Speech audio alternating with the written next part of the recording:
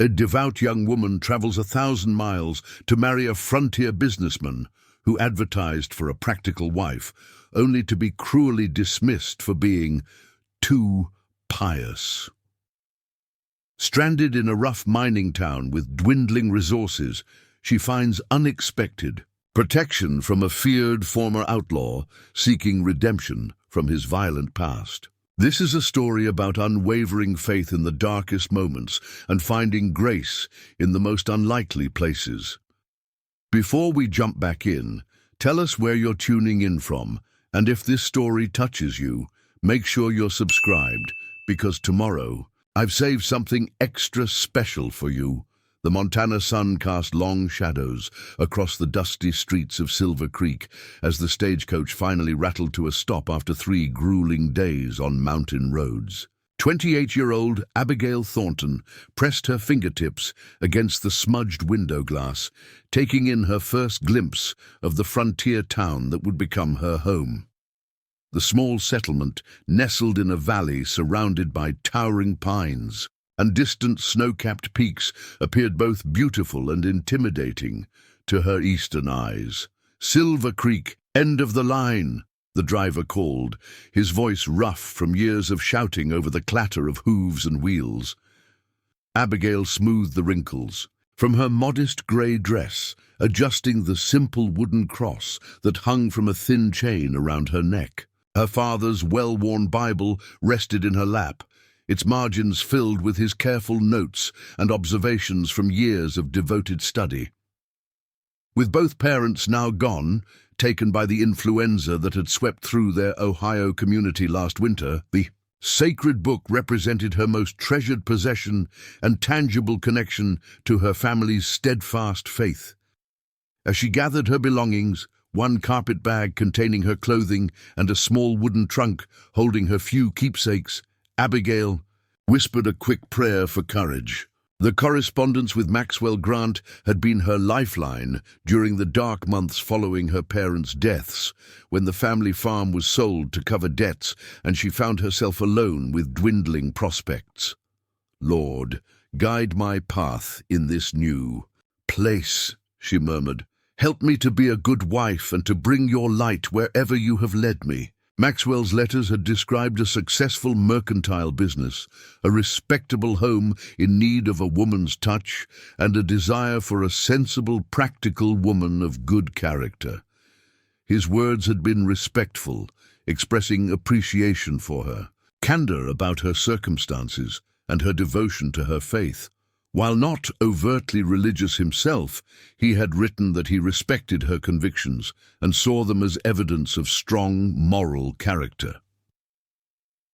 Stepping down from the stagecoach, Abigail's high-buttoned boots sank slightly into the dusty street. She scanned the small crowd of onlookers, searching for the man who matched Maxwell's self-description: tall, with light brown hair, clean-shaven, with a distinguished bearing that set him apart from the typical frontier roughness. "Miss Thornton?" She turned, hope rising in her chest.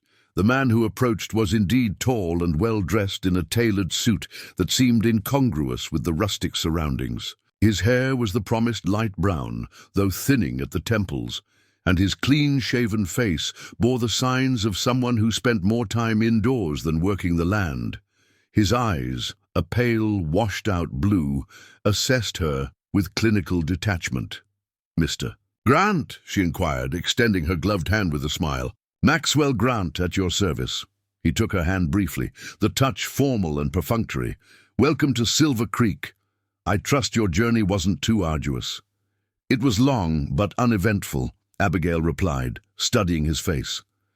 Something in his manner felt different from the thoughtful correspondent whose letters she had read repeatedly during her journey west.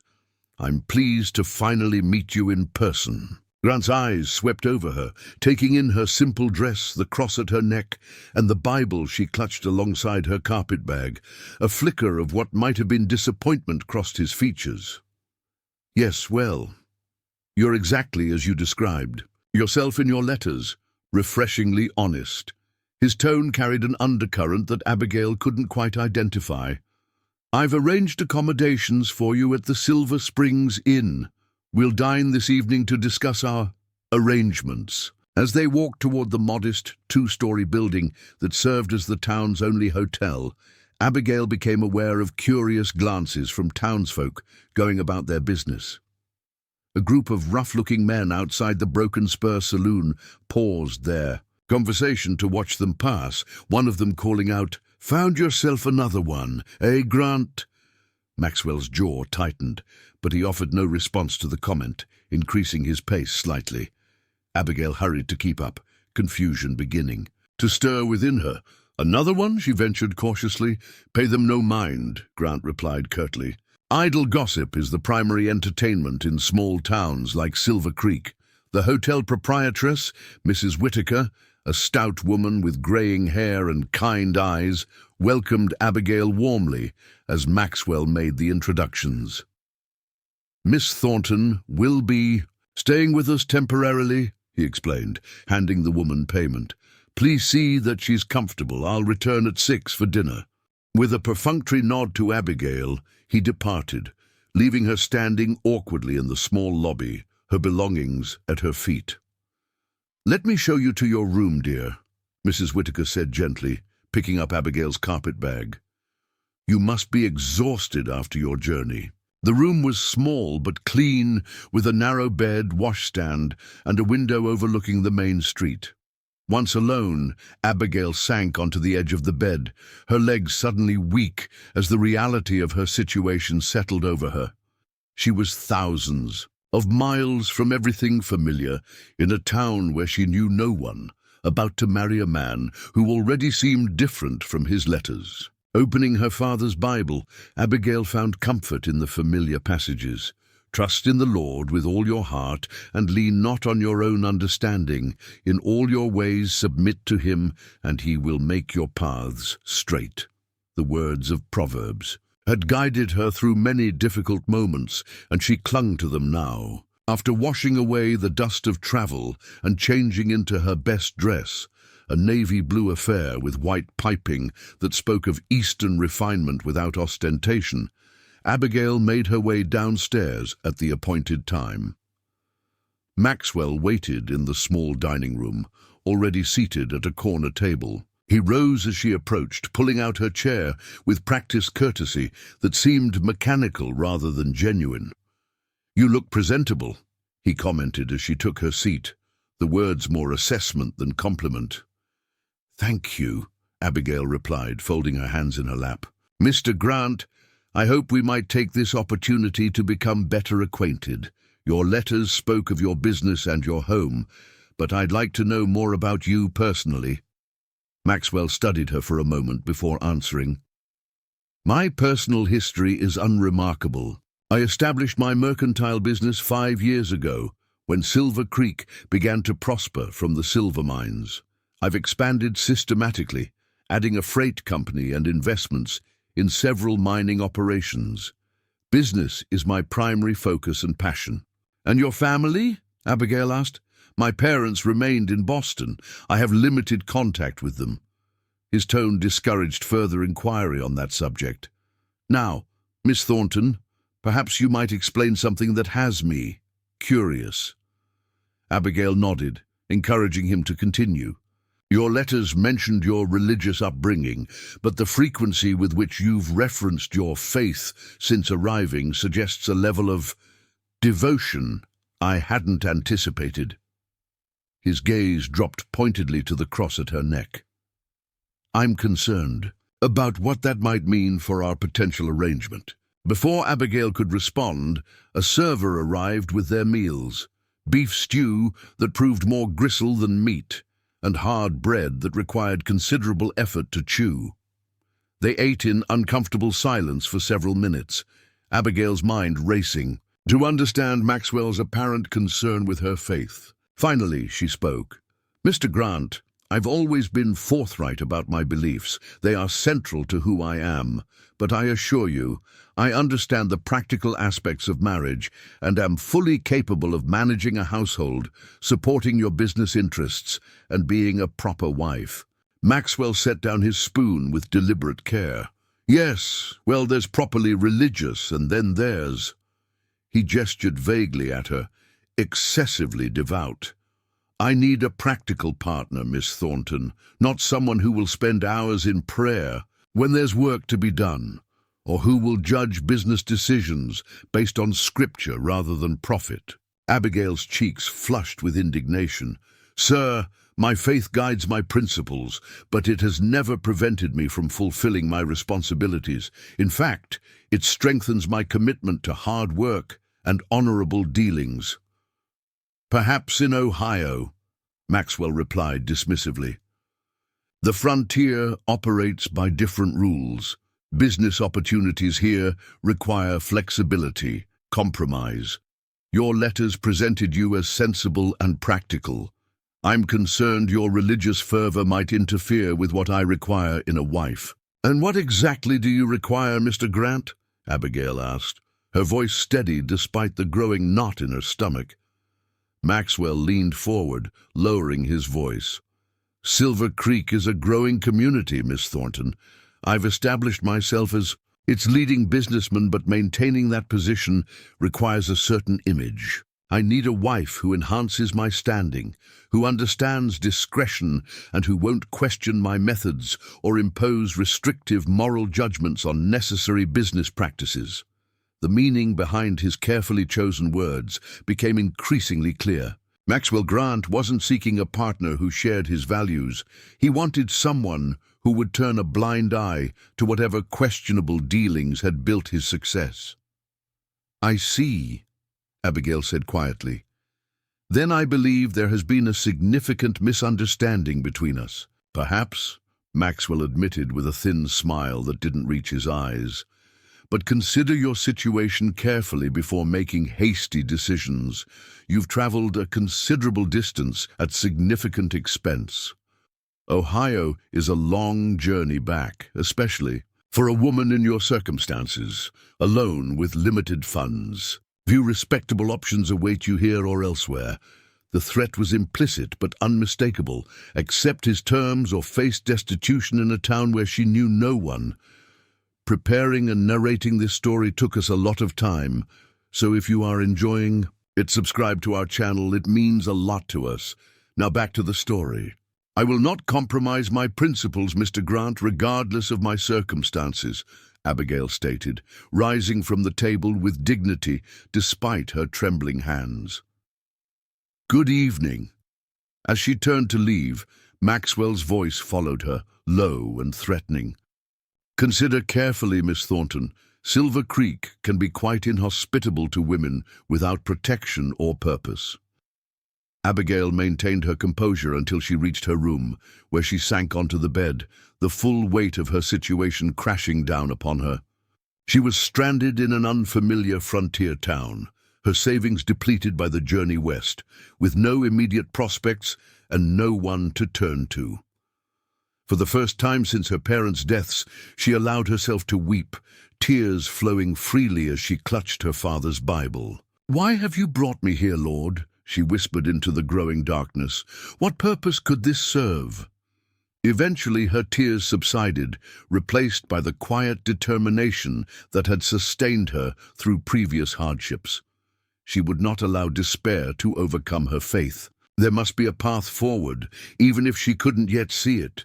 A gentle knock at her door startled her from her prayers. Mrs. Whitaker stood in the hallway, concern evident in her kind eyes. "I thought you might appreciate some tea, dear," the older woman said, offering a steaming cup. "The first night in a strange place is always difficult." Abigail accepted the tea gratefully, inviting Mrs. Whitaker to sit. The innkeeper hesitated only briefly before settling into the room's single chair. "I couldn't help but notice your dinner with Mr. Grant ended." Abruptly, Mrs. Whitaker ventured carefully. "Mr. Grant and I discovered we have incompatible expectations," Abigail replied diplomatically, sipping the soothing chamomile tea. Mrs. Whitaker nodded, unsurprised. "You're not the first, you know. There have been others, at least two that I'm aware of. young women who arrived by stagecoach full of hope, only to depart shortly after meeting Maxwell Grant. "What happened to them?" Abigail asked, a chill running through her.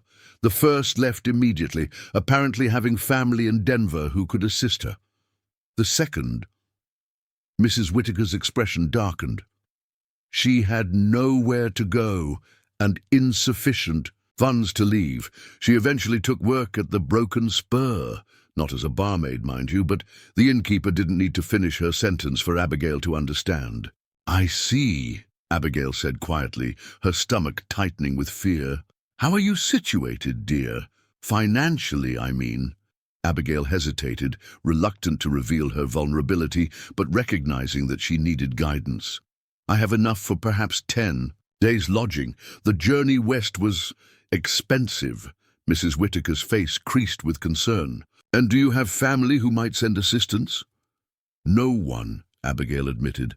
"My parents passed last winter. I have distant relatives in Cincinnati, but we're not close." She straightened her shoulders, determined not to appear pitiful. "I'm willing to work, Mrs. Whittaker. I'm skilled with a needle. I made all my own clothing. I can cook, keep accounts, and I've taught children in our church Sunday school." Mrs. Whittaker considered this information thoughtfully.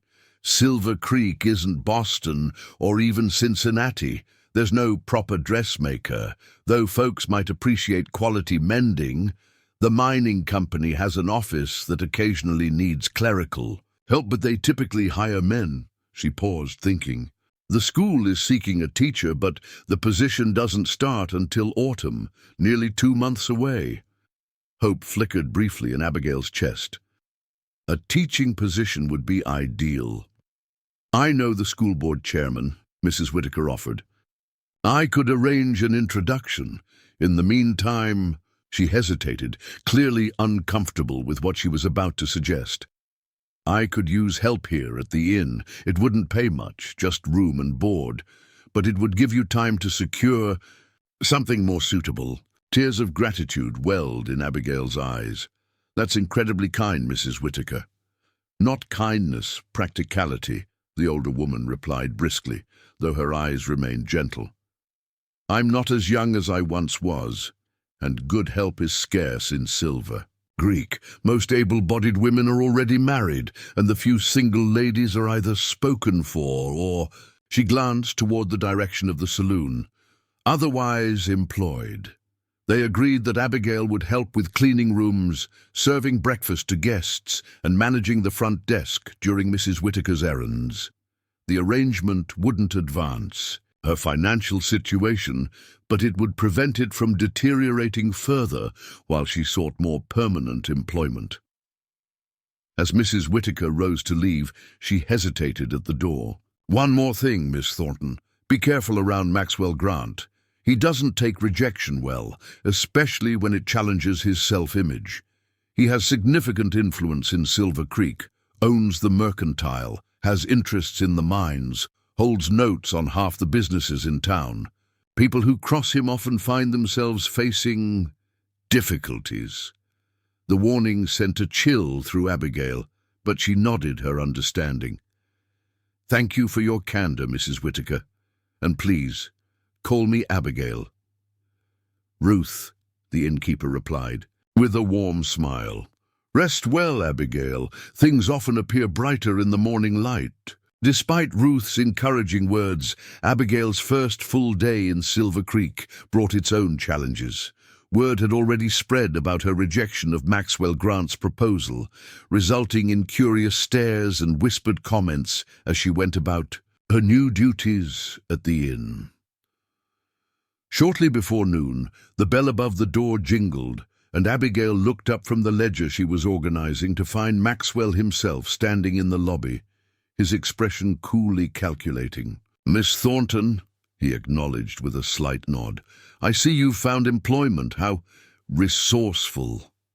"Mr. Grant," Abigail replied, keeping her voice level. "Mrs. Whittaker has kindly offered me a position while I establish myself in Silver Creek." Maxwell's thin smile didn't reach his eyes. "Indeed, though I wonder if you've fully considered the implications of your decision. Silver Creek can be quite unwelcoming to outsiders who don't adapt to local customs. I've always found that honest work and sincere faith provide sufficient foundation regardless of location, Abigail responded, refusing to be intimidated. Faith, Maxwell repeated, the word dripping with disdain. A luxury in frontier towns, Miss Thornton, not a practical asset. Out here, connections and influence determine one's prospects. He leaned slightly over the counter, lowering his voice. Should you reconsider our arrangement, the offer remains open. Temporarily. Before Abigail could respond, the door opened. Again, admitting a tall figure whose presence immediately changed the atmosphere in the small lobby. The newcomer was rugged in appearance, with dark hair streaked prematurely with silver at the temples, and a face weathered by sun and hardship. A jagged scar ran from his right temple to his jawline, giving his otherwise handsome features an intimidating asymmetry. Most striking were his eyes, a deep, penetrating blue that seemed to assess everything they fell upon with careful calculation. Maxwell straightened immediately, his demeanor shifting from threatening to cautiously respectful. "Sullivan," he acknowledged stiffly. "Grant," the man returned, his voice a low rumble that matched his imposing presence. His gaze moved briefly to Abigail before returning to Maxwell. "Not interrupting business, am I?" "Not at all," Maxwell replied, the careful cordiality in his tone betraying underlying tension. "Just welcoming our newest resident to Silver Creek. Miss Thornton, this is Jasper Sullivan. He owns the property north of town." His emphasis on the word owns carried an undercurrent Abigail couldn't quite decipher. Sullivan nodded politely to Abigail, but offered no pleasantries, his attention remaining fixed on Maxwell. "Need to discuss that freight issue, Grant. Your shipment came through my property again without permission." Maxwell's smile tightened. "A simple misunderstanding, I'm sure. The new route sometimes confuses my drivers." "Third misunderstanding this month," Sullivan countered flatly. "Won't be a fourth." The implied threat hung in the air between them. Maxwell cleared his throat uncomfortably. "Perhaps we should discuss this in my office." "Perhaps we should," Sullivan agreed, his tone leaving no room for negotiation. With a curt nod to Abigail, Maxwell departed, Sullivan following a few paces behind, his tall frame filling the doorway momentarily before both. Men disappeared down the street toward the Mercantile.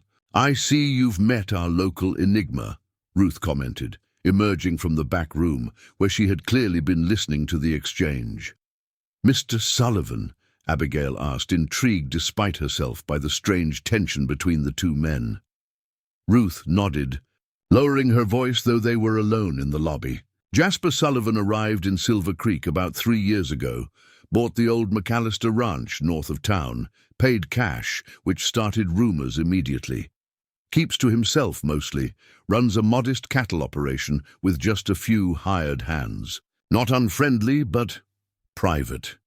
He and Mr. Grant seem to have a strained relationship," Abigail observed. Ruth's expression grew serious.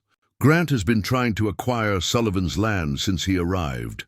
It controls the most direct route between the mines and the railroad. Sullivan won't sell at any price, which frustrates Grant to no end." She hesitated, then added, "There are rumors about Sullivan's past, that he rode with Carlton's gang years ago, before they were caught robbing trains in Colorado. An outlaw?" Abigail whispered, startled. "Former outlaw, if the rumors are true," Ruth corrected. "No one knows for certain. He's never been arrested here, pays his taxes promptly, and deals fairly with those who work for him. But there's something in his manner, a wariness, a capacity for violence carefully contained, that lends credence to the stories." This revelation troubled Abigail, who had been raised to respect the law and view its breaking as a moral failing. Yet she couldn't reconcile the rumors of violent criminality with the man who had just stood in the lobby, intimidating certainly, but also possessed of a dignity that seemed at odds with her understanding of outlaws. Best not to dwell on rumors, Ruth advised, noticing Abigail's discomfort. In frontier towns, everyone has a past they're trying to outrun or reinvent. Judge a man by his actions here and now, that's my philosophy. As Abigail continued her duties that afternoon, her mind kept returning to the brief encounter. Maxwell Grant, with his veneer of civilization barely concealing threatening undercurrents, and Jasper Sullivan, with his scarred face and reputation for violence, yet a directness that suggested a different kind of honor. She had come west expecting clarity, a straightforward path as a respected businessman's wife. Instead, she found herself adrift in a town where appearances seemed consistently at odds with reality, where a man of good standing could threaten a vulnerable woman while a rumored outlaw confronted him over principles of property rights. That evening, Abigail sat by her window watching as Silver Creek transformed in the fading light. The rough mining town took on a strange beauty as lanterns were lit and the distant mountains turned purple against the darkening sky. Opening her Bible, she sought comfort in familiar passages. "The Lord is my shepherd," she read softly to herself. "I shall not want." The words had never seemed simultaneously so comforting and so challenging. She had wanted for nothing in Ohio, secure, in her parents' home and her community's embrace. Now, alone in this frontier town with uncertain prospects, the promise required a deeper faith. Trust that even here, in this unfamiliar wilderness, she was guided by a divine purpose she couldn't yet discern. The following days established a rhythm for Abigail at the Silver Creek Inn. She rose early, prepared breakfast for the guests, cleaned rooms, and managed the front desk while Ruth handled errands and supplies. The work was honest, if not particularly challenging, and Abigail found comfort in the routine as she adjusted to her new reality. True to her word, Ruth arranged an introduction to William Patterson, the balding, bespectacled chairman of the Silver Creek School Board. He interviewed Abigail in the inn's small dining room, his questions thorough but fair regarding her educational background and teaching experience. "Your qualifications are sound, Miss Thornton," Patterson concluded, adjusting his spectacles. "We've struggled to retain teachers here. Most young women either marry quickly or find the frontier too challenging. Your maturity might be an advantage." He hesitated, clearing his throat uncomfortably. "However, there's the matter of Mr. Grant." "What does Mr. Grant have to do with the teaching position?" Abigail asked. Though she feared she already knew the answer, Patterson shifted in his seat. "Mr. Grant sits on the school board. More importantly, he donated the land for the schoolhouse and contributes significantly to the teacher's salary. His opinion carries considerable weight." "And you believe he would oppose my appointment because I declined his proposal," Abigail concluded, keeping her voice steady despite her disappointment. "It's a small town, Miss Thornton. People talk. Mr. Grant has suggested you might not be suitable for molding young minds due to your—" He paused, searching for the appropriate words. "Excessive religious fervor." The irony was not lost on Abigail. That devotion to faith would be considered a disqualification for teaching, while the vindictiveness of a spurned suitor would not. "I understand," she said quietly, "but I would ask you to consider my application on its merits, Mr. Patterson. Judge me by my capabilities and character, not by Mr. Grant's wounded pride." Patterson appeared uncomfortable, but not unsympathetic. "The board meets at the end of the month. I'll present your application fairly, but I can't make promises." After he left, Abigail retreated to the kitchen, fighting both anger and despair. Maxwell Grant's influence seemed to reach into every corner of Silver Creek, restricting her options and potentially condemning her to permanent dependency on Ruth's generosity.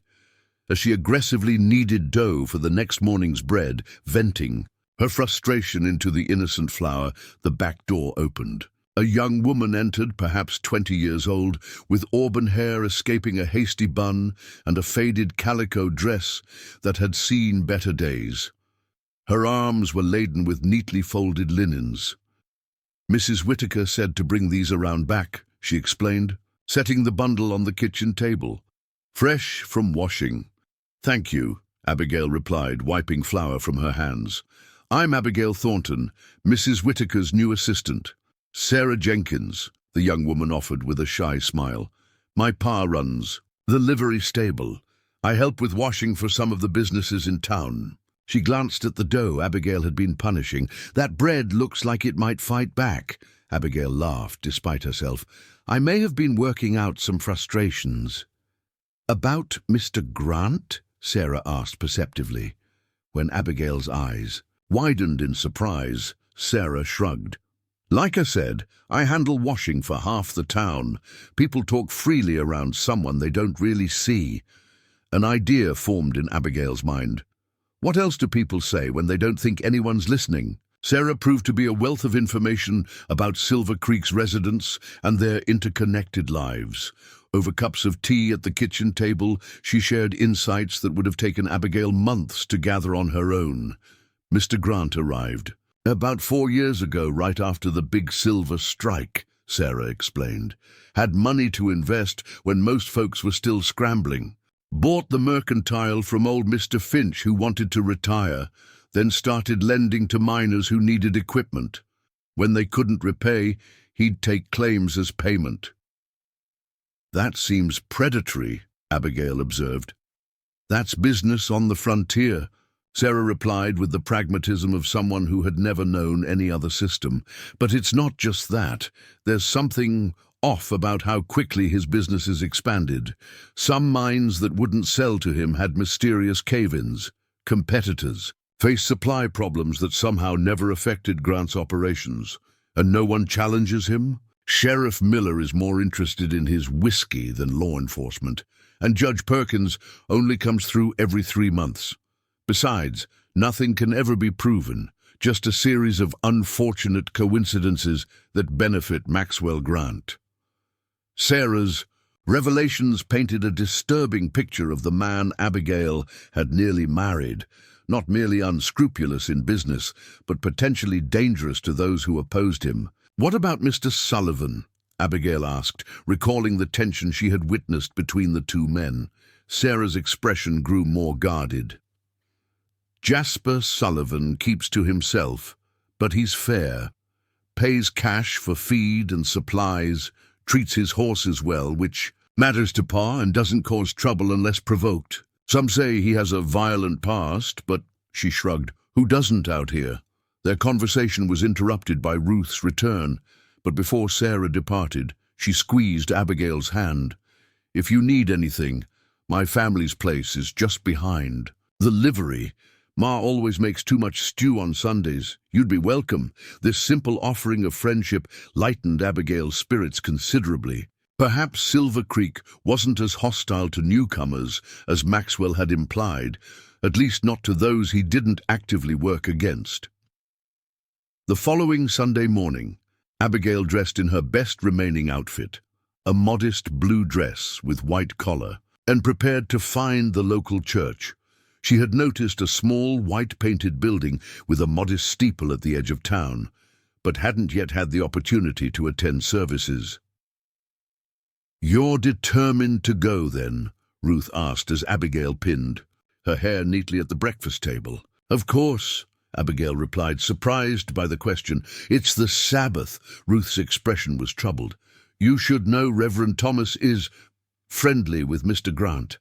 The church was built largely with Grant's donations, and the Reverend's salary depends significantly on his continued generosity."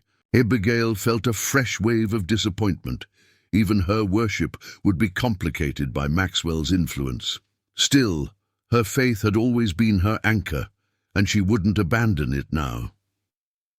"Nevertheless, I must attend," she said firmly. "I won't hide my devotion because it makes Mr. Grant uncomfortable." The small church was already filling when Abigail arrived, families in their Sunday best settling into rough-hewn pews. She noticed several curious glances as she entered. but also a few friendly nods, including one from Sarah Jenkins, who sat with an older couple Abigail assumed were her parents. Abigail slipped into a back pew, hoping to observe quietly, but her presence had already been noted. Reverend Thomas, a thin man with an overly earnest expression, paused in his preparations at the pulpit, his gaze lingering on her with obvious recognition. Maxwell must have described her in detail. The service proceeded conventionally enough, with familiar hymns and readings, though Abigail noted the sermon focused heavily on obedience to authority and accepting one's proper place in the social order, themes that seemed suspiciously aligned with Maxwell Grant's worldview rather than scriptural foundations. As the congregation filed out after the benediction, Reverend Thomas intercepted Abigail before she could exit. "Miss Thornton, welcome to our humble church," he greeted her with a smile that didn't quite reach his eyes. "I understand you're staying at Mrs. Whittaker's establishment." "Yes, Reverend. I've taken a position there while I establish myself in Silver Creek." "How admirable," he replied, his tone suggesting the opposite. "Though I was under the impression you had come to town with other arrangements in mind." "God's plans often differ from our own," Abigail replied evenly. The Reverend's smile tightened. "Indeed, though sometimes what we perceive as divine guidance is merely our own willfulness disguised as piety." He lowered his voice slightly. "Mr. Grant is a generous benefactor to this community, Miss Thornton. His contributions have built much of what you see around you, including this very church. Those who oppose him often find themselves isolated." The warning was clear, wrapped though it was in pastoral concern. Before Abigail could respond, a deep voice intervened from behind her. "Morning, Reverend. Sermon was shorter than usual today." Abigail turned to find Jasper Sullivan standing there, his imposing presence somehow more striking in clean Sunday attire than it had been in working clothes.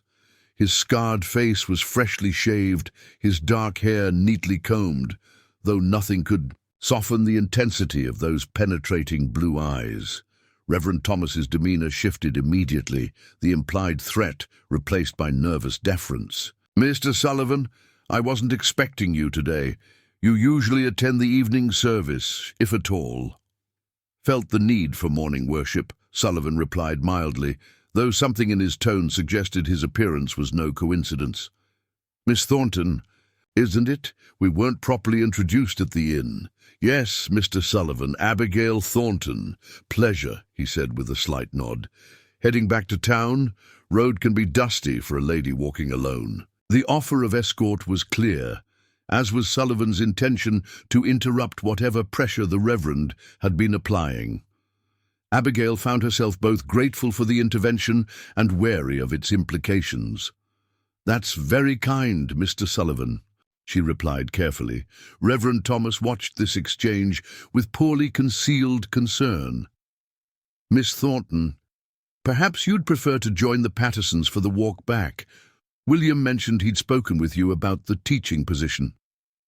"I believe the Pattersons have already departed," Sullivan observed, nodding toward the empty churchyard. "And it appears Miss Thornton has made her choice." There was a subtle emphasis on the word choice that wasn't lost on either Abigail or the Reverend. Without waiting for further objection, Sullivan offered his arm, which Abigail hesitantly accepted. They walked in silence until the church was well behind them, the dusty road stretching ahead toward town. Finally Sullivan spoke. "Grant's reach extends farther than you might have expected." It wasn't a question, but Abigail answered anyway. "Yes, the school board, the church. He seems to have influence everywhere." "Not everywhere," Sullivan corrected, his voice carrying a hint of steel beneath its calm surface. "Some of us remember what it means to stand our ground." Abigail studied his profile, the jagged scar stark against his tanned skin. "Mrs. Whittaker mentioned you've refused to sell your land to Mr. Grant." A ghost of a smile touched Sullivan's lips. "Among other refusals." "May I ask why you intervened back there?" Abigail questioned directly. "You hardly know me." Sullivan considered her question for several paces before answering. "I recognize Grant's tactics. He isolates those who oppose him, turns the community against them until they either leave or surrender to his terms." He glanced at her. "Your faith makes you a particular target. It represents a standard he can't corrupt or intimidate." His insight startled her. "You seem to understand him well." "I understand men like him," Sullivan replied grimly. "Men who believe power gives them the right to demand compliance from others, who mistake fear for respect." They had reached the edge of town, where Sunday stillness had settled over the usually bustling main street. Sullivan stopped, turning to face her directly. "Silver Creek isn't just Grant's domain, Miss Thornton, whatever he might have told you. There are good people here, the Jenkins family, Doc Wilson, even old Ruth Whitaker, people who make their own judgments rather than following Grant's lead."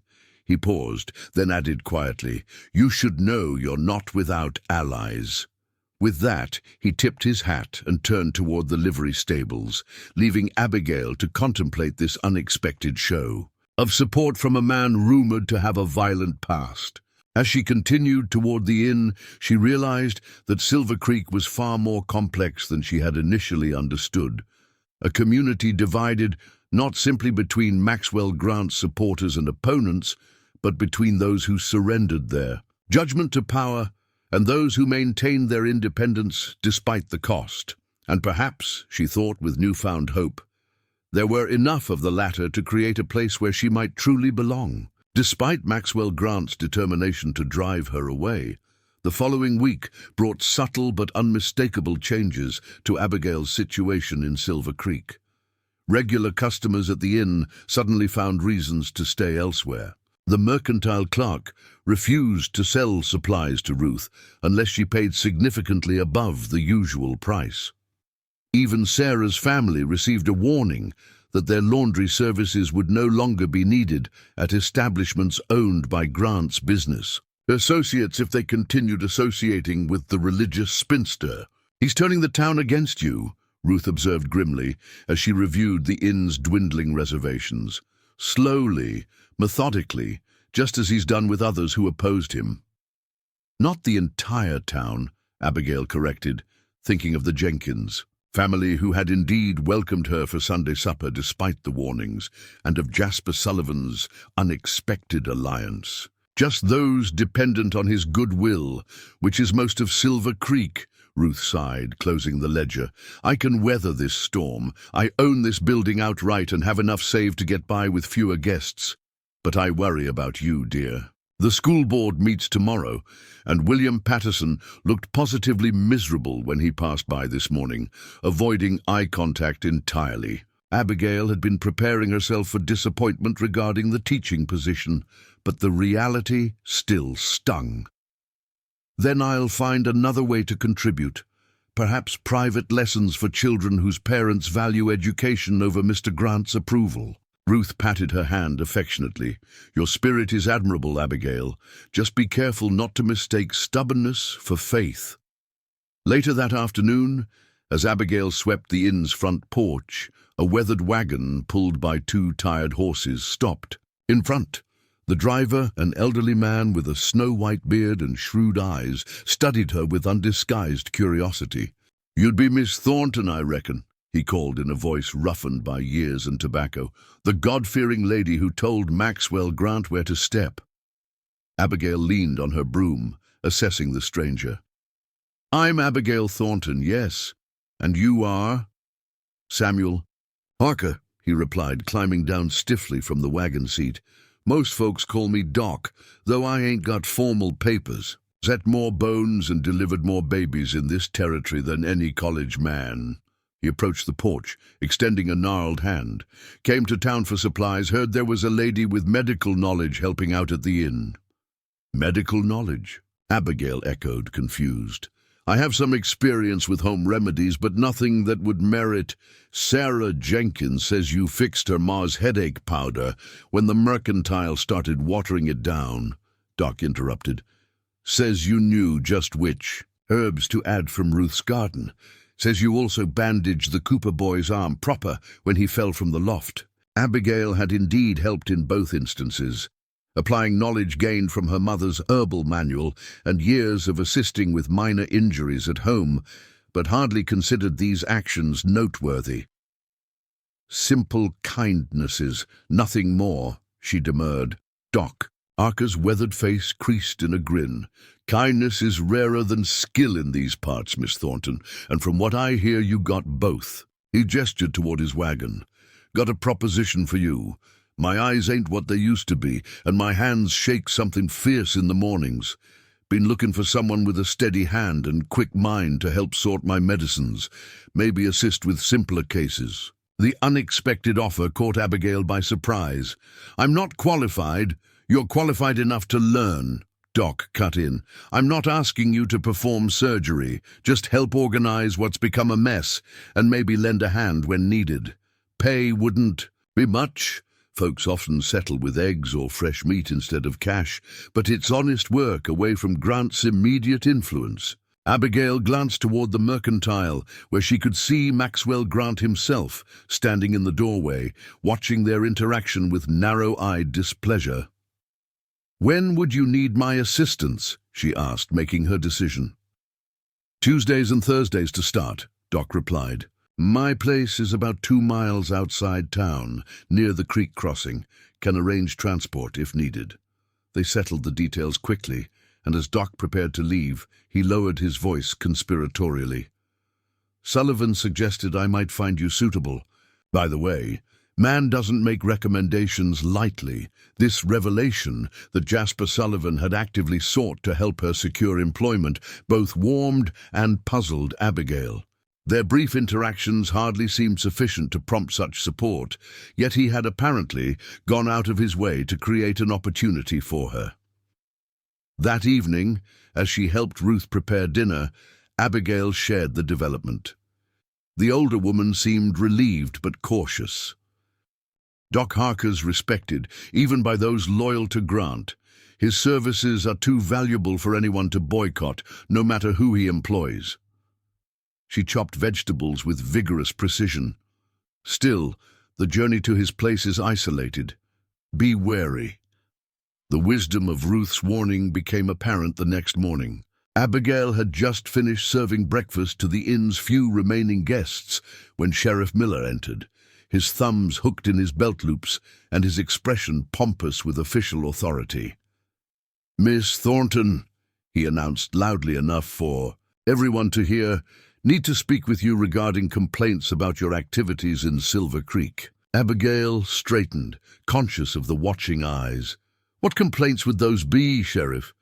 Practicing medicine without proper licensing, for one, Miller replied, producing a sheet of paper from his vest pocket. Got a formal statement. Hear about you distributing herbal remedies without authorization. Ruth emerged from the kitchen, wiping her hands on her apron. That's ridiculous, Thomas, and you know it. Helping Sarah Jenkins' mother with a headache remedy hardly constitutes practicing medicine. The sheriff avoided Ruth's direct gaze. Law's the law, Mrs. Whitaker. Can't have just anyone handing out treatments. Doc Harker's the only one authorized. In these parts. Then perhaps you should speak with Doc Harker, Abigail suggested calmly, as he's just offered me a position as his assistant, with his full authorization to help prepare remedies under his supervision. This information clearly caught the sheriff off guard. He fumbled with the paper, uncertainty replacing his officious demeanor. Well, that would be different, I suppose. Still, there's the matter of your boarding situation. My boarding situation, Abigail echoed, genuinely confused. Miller cleared his throat uncomfortably. Town ordinance prohibits unmarried women from residing in establishments without proper chaperonage. Mrs. Whitaker living alone doesn't constitute adequate supervision, according to the letter of the law. Ruth's face flushed with indignation. That ordinance was intended for saloon girls, Thomas, not respectable boarding houses. It hasn't been enforced in 15 years. Complaints have been filed, Miller insisted stubbornly. I'm obliged to investigate. Miss Thornton should make arrangements to relocate to a more suitable living situation within the week. The purpose of this sudden enforcement became painfully clear. With no suitable alternative accommodations in Silver Creek, Abigail would be forced to leave town entirely or reconsider Maxwell Grant's proposition. Before Abigail could formulate a response, the inn's door opened once more. Jasper Sullivan entered, removing his hat as he crossed the threshold. His timing was so fortuitous that Abigail wondered if he had been watching the sheriff's movements. "Morning, Sheriff," Sullivan greeted mildly, though his eyes were sharp. "Heard you were reviewing outdated ordinances. Found something interesting myself recently. Town statute from '62 prohibiting law enforcement from harassing citizens based on complaints without substantiated evidence." He produced a folded, yellowed paper from his pocket. Judge Perkins confirmed it's still valid when he passed through last month. Sheriff Miller's face reddened. "Now, see here, Sullivan. Also mention," Sullivan continued as if Miller hadn't spoken, "that selective enforcement of obsolete regulations could constitute misuse of office, potentially a matter for territorial authorities to review." The implied threat hung in the air between them. Miller's bluster deflated visibly as he realized his position had weakened. "Just doing my duty," he muttered, tucking the complaint paper back into his pocket. "Of course," Sullivan agreed pleasantly. "As we all should. Good day, Sheriff." Miller departed with as much dignity as he could muster, though the hasty retreat fooled no one. Once he was gone, Sullivan turned to Abigail with a grim expression. "Grant's escalating his efforts," he observed, "using official channels now." "Thank you for your intervention," Abigail said sincerely, "though I wonder how you knew to appear at precisely the right moment." A ghost of a smile crossed Sullivan's scarred face. "Small town. News travels," Ruth snorted skeptically. "More likely, you've been keeping an eye on Miller's movements." She studied Sullivan with newfound curiosity. "You seem particularly invested in Miss Thornton's welfare, Mr. Sullivan." Sullivan met the innkeeper's pointed gaze steadily. "I dislike bullies, Mrs. Whitaker. Always have." "Is that what got you that scar?" Ruth pressed, gesturing to his face.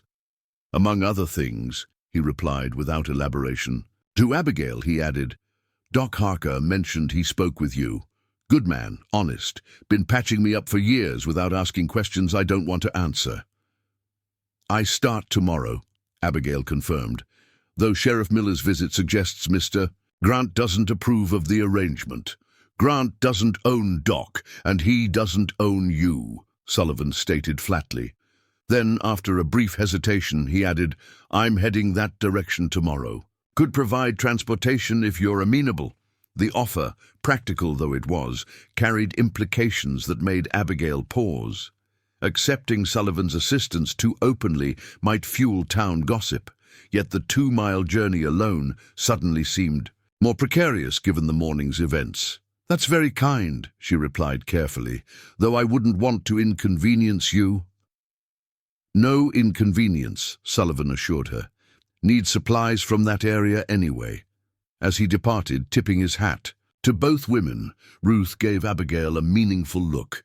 "That man has taken a particular interest in your situation." "He opposes Mr. Grant," Abigail replied, attempting to sound matter-of-fact. "That gives us common cause, nothing more." Ruth's knowing smile suggested she wasn't convinced. "Common cause indeed. Just remember, Abigail, a man with Jasper Sullivan's past doesn't involve himself in other people's troubles without reason. His opposition to Grant may be only part of his motivation." That night, as Silver Creek settled into darkness, Abigail found herself unable to sleep, her mind cycling through the day's events. Maxwell Grant's campaign against her had progressed from economic pressure to legal harassment, with more, surely, to come. Yet even as opposition mounted, unexpected allies had emerged, most puzzling among them the enigmatic Jasper Sullivan. What had Ruth said? A man with his past doesn't involve himself without reason. The question that kept Abigail awake wasn't whether she could trust Sullivan's assistance. She already did, instinctively, but why he offered it.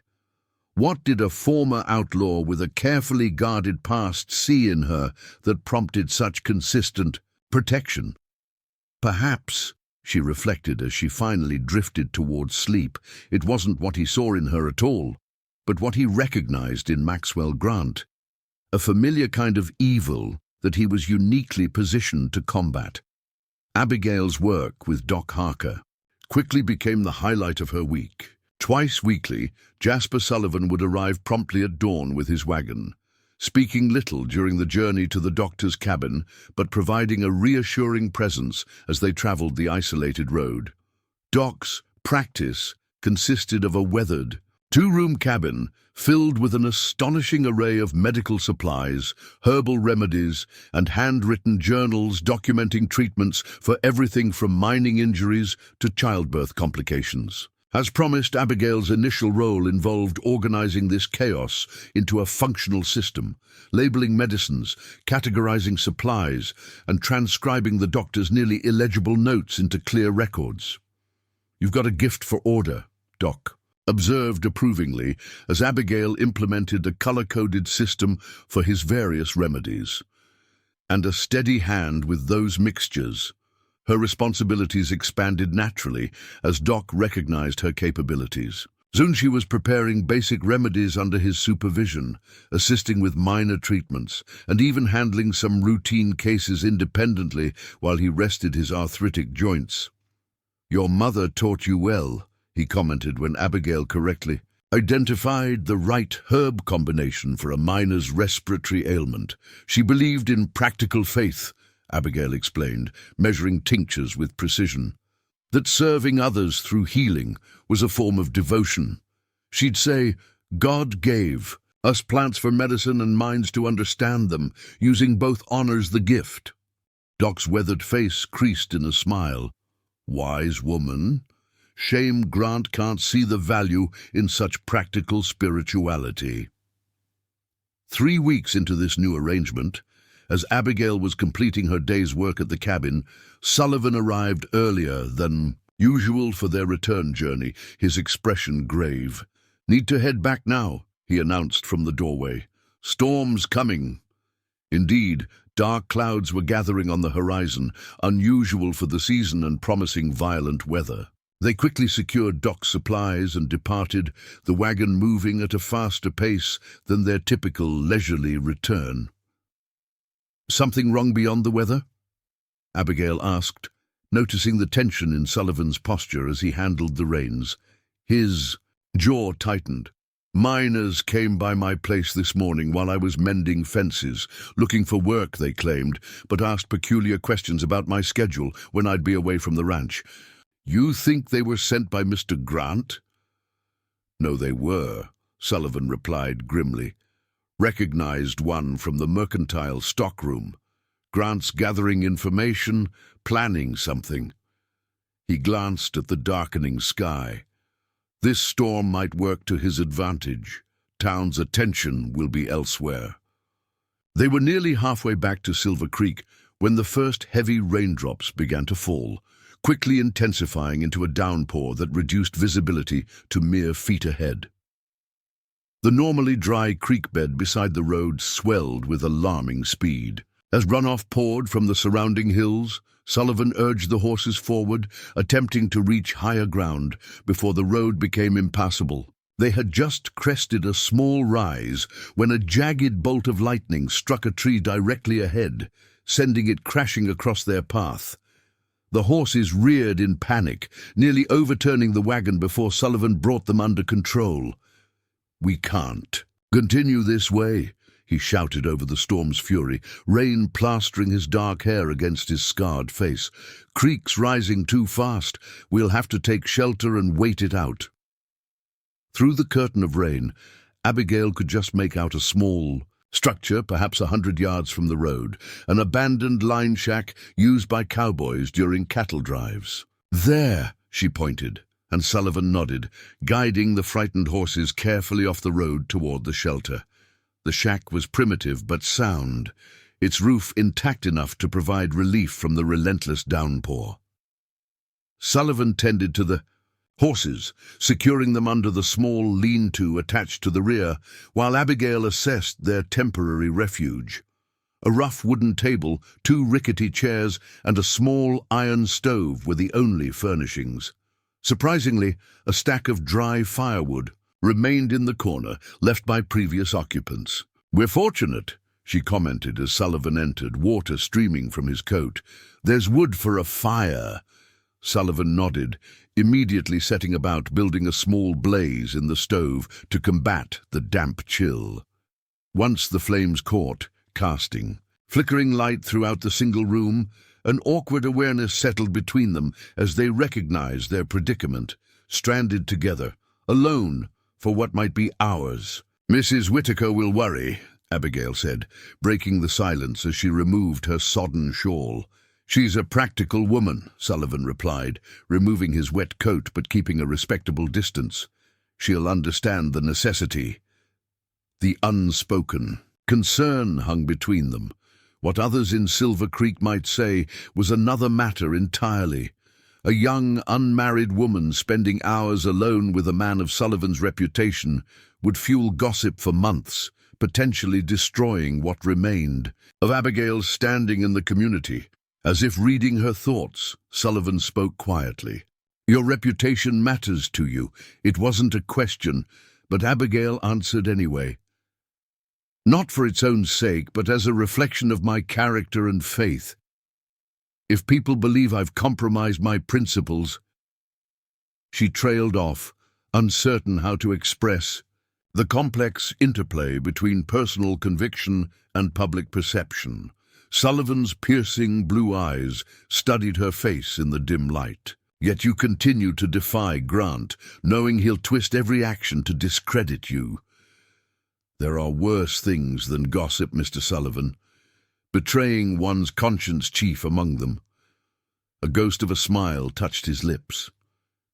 "Jasper," he said unexpectedly, "after sharing a lightning storm and potential scandal, you might as well use my given name." This small intimacy, the first he had offered, shifted something in the atmosphere between them. Abigail found herself studying his face more openly, noting how the firelight softened the jagged scar that ran along his jawline. "How did you get it?" she asked softly, gesturing to the mark. "If you don't mind my asking." Sullivan, Jasper, was silent for so long that Abigail thought he wouldn't answer. When he finally spoke, his voice was low but steady. "Prison guard, Denver Territorial, 8 years ago. I'd been sentenced to 15 years for a train robbery with Carlton's gang." He met her gaze directly, unflinching. "I was guilty of that. Oh, crime and others. The guard took exception to something I said, made an example of me with a makeshift blade, nearly died from the infection that followed." The frank admission of his criminal past stunned Abigail, not because she hadn't suspected the truth of the rumors, but because of his willingness to share it openly, without mitigation or excuse. "Yet you're here, not in prison," she observed, keeping her voice neutral. "There was a fire," Jasper continued, his expression distant with memory. "Spread through the cell block fast. Guards panicked, abandoned their posts. I broke out, but went back for others trapped in their cells. Governor issued a conditional pardon afterward for those who helped save lives. Reduced sentences, probation." He glanced at the cross hanging from her neck. "Some might call it divine intervention. I called it opportunity. To start over," Abigail suggested. "To live differently," he corrected. "Can't erase the past, only choose a different path forward." The revelation of his history explained much about Jasper's opposition to Maxwell Grant. A reformed outlaw would recognize the calculated criminality behind Grant's respectable facade. Yet it didn't explain his specific interest in protecting Abigail. "Why have you helped me?" she asked directly. "From the first day at the church, you've intervened repeatedly on my behalf." "Why?" Jasper stared into the fire, considering his answer. Carefully. "Your first Sunday in town, I was riding past when Grant confronted you after services, overheard him threatening you, saw how you stood your ground despite having everything to lose." His voice softened. "Reminded me of someone." "Who?" Abigail prompted, when he didn't continue. "Prison chaplain," Jasper replied, surprising her. "Only person who saw something worth saving in me. Man of genuine faith who lived his beliefs rather than just preaching them. He offered guidance without judgment, challenged without condemnation." Jasper met her eyes directly. "When I saw how Grant targeted you for your faith, how you refused to compromise despite the cost, I recognized the same quality, the comparison." To someone who had profoundly influenced Jasper's life, touched Abigail deeply. Before she could respond, however, the door to the line shack burst open, blown by a violent gust that nearly extinguished their fire. With the wind came 3 drenched figures, their sudden appearance so startling that Jasper immediately moved to place himself between them and Abigail. "Well, what have we here?" said the foremost intruder, water streaming from his hat as he surveyed the scene with malicious amusement. Sullivan and the Holy Mail Order bride, all cozy and private. Abigail recognized him as one of the men who had been watching them from outside the Broken Spur saloon when she first arrived in Silver Creek. The other 2 were miners she had seen at the Mercantile, confirming Jasper's suspicion that they worked for Grant. "Martin," Jasper acknowledged the speaker flatly. "Bad night to be out. Storm catch you by surprise?" Martin's grin was wolfish. "No surprise at all. Been waiting for you to pass this way." He glanced at his companions. "Mr. Grant was right. Said if we watched the road to Doc's place on Thursday, we'd catch you 2 together eventually." The deliberate nature of the encounter became clear. This was no accident of the storm, but a carefully orchestrated plan to compromise Abigail's reputation by catching her alone with Jasper, under circumstances that could be painted in the worst possible light. "We sought shelter from the storm," Abigail stated firmly, "as anyone would." Sure, Martin agreed with exaggerated understanding. "Just taking shelter. Mighty convenient, though, ain't it? The religious lady who was too pure to marry Mr. Grant found alone with the reformed outlaw. What would your Ohio church friends say to that, I wonder?" Jasper's posture shifted subtly, a coiled tension that communicated readiness for violence. "You've had your look. Now leave." Martin made no move to depart, nor did his companions. "Actually, we're going to wait out the storm here too, and when we all ride into town together tomorrow, we'll be sure to tell everyone how we found you." His smile turned ugly. "Unless the lady would prefer we keep quiet about this little compromise of propriety." The implicit blackmail was clear. Abigail could either face ruinous gossip or agree to whatever terms Grant had authorized his men to offer. "I have nothing to hide," she replied steadily. "We've done nothing improper." "Won't matter what you've done," Martin countered. "Only what folks believe, and folks in Silver Creek will believe what Mr. Grant tells them to believe."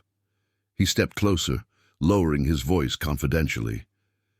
"He's willing to be reasonable, you. No, leave town quietly, and this unfortunate incident need never become public knowledge." Abigail felt a surge of righteous anger at the calculated cruelty of Grant's scheme, to drive her away not through direct threats, but by destroying her character in the eyes of the community she was gradually becoming part of.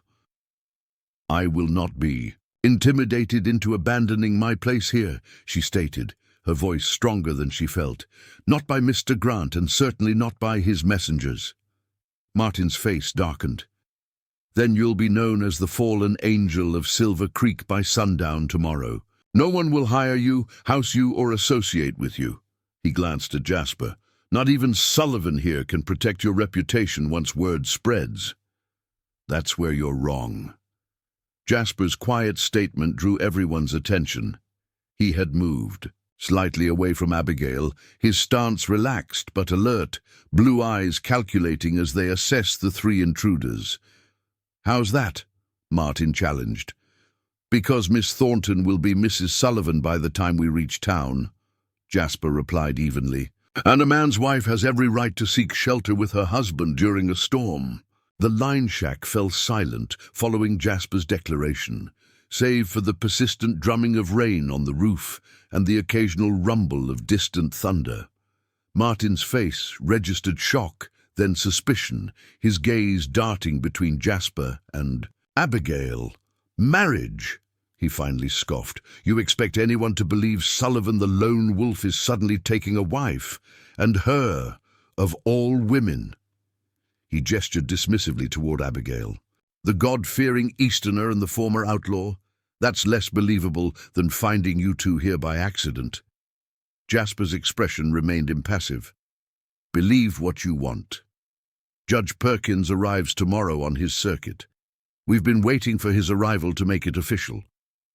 The confident assertion, delivered with such calm certainty, momentarily unsettled Martin and his companions.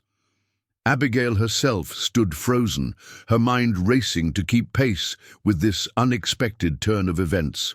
She had not spoken a word since Jasper's pronouncement, too stunned by the implication of his improvised solution. Martin recovered quickly, his eyes narrowing. "Mighty convenient timing, almost like you made it up on the spot." "Think what you like," Jasper replied with a shrug. "But consider carefully what Grant will say when your discovery results in hastening our marriage rather than driving Miss Thornton from town. Somehow I doubt that's the outcome he's hoping for." This calculation visibly troubled Martin. He conferred briefly with his companions in hushed tones before turning back with diminished bravado. "This ain't over, Sullivan. If you're lying, then you'll have your scandal tomorrow," Jasper finished for him.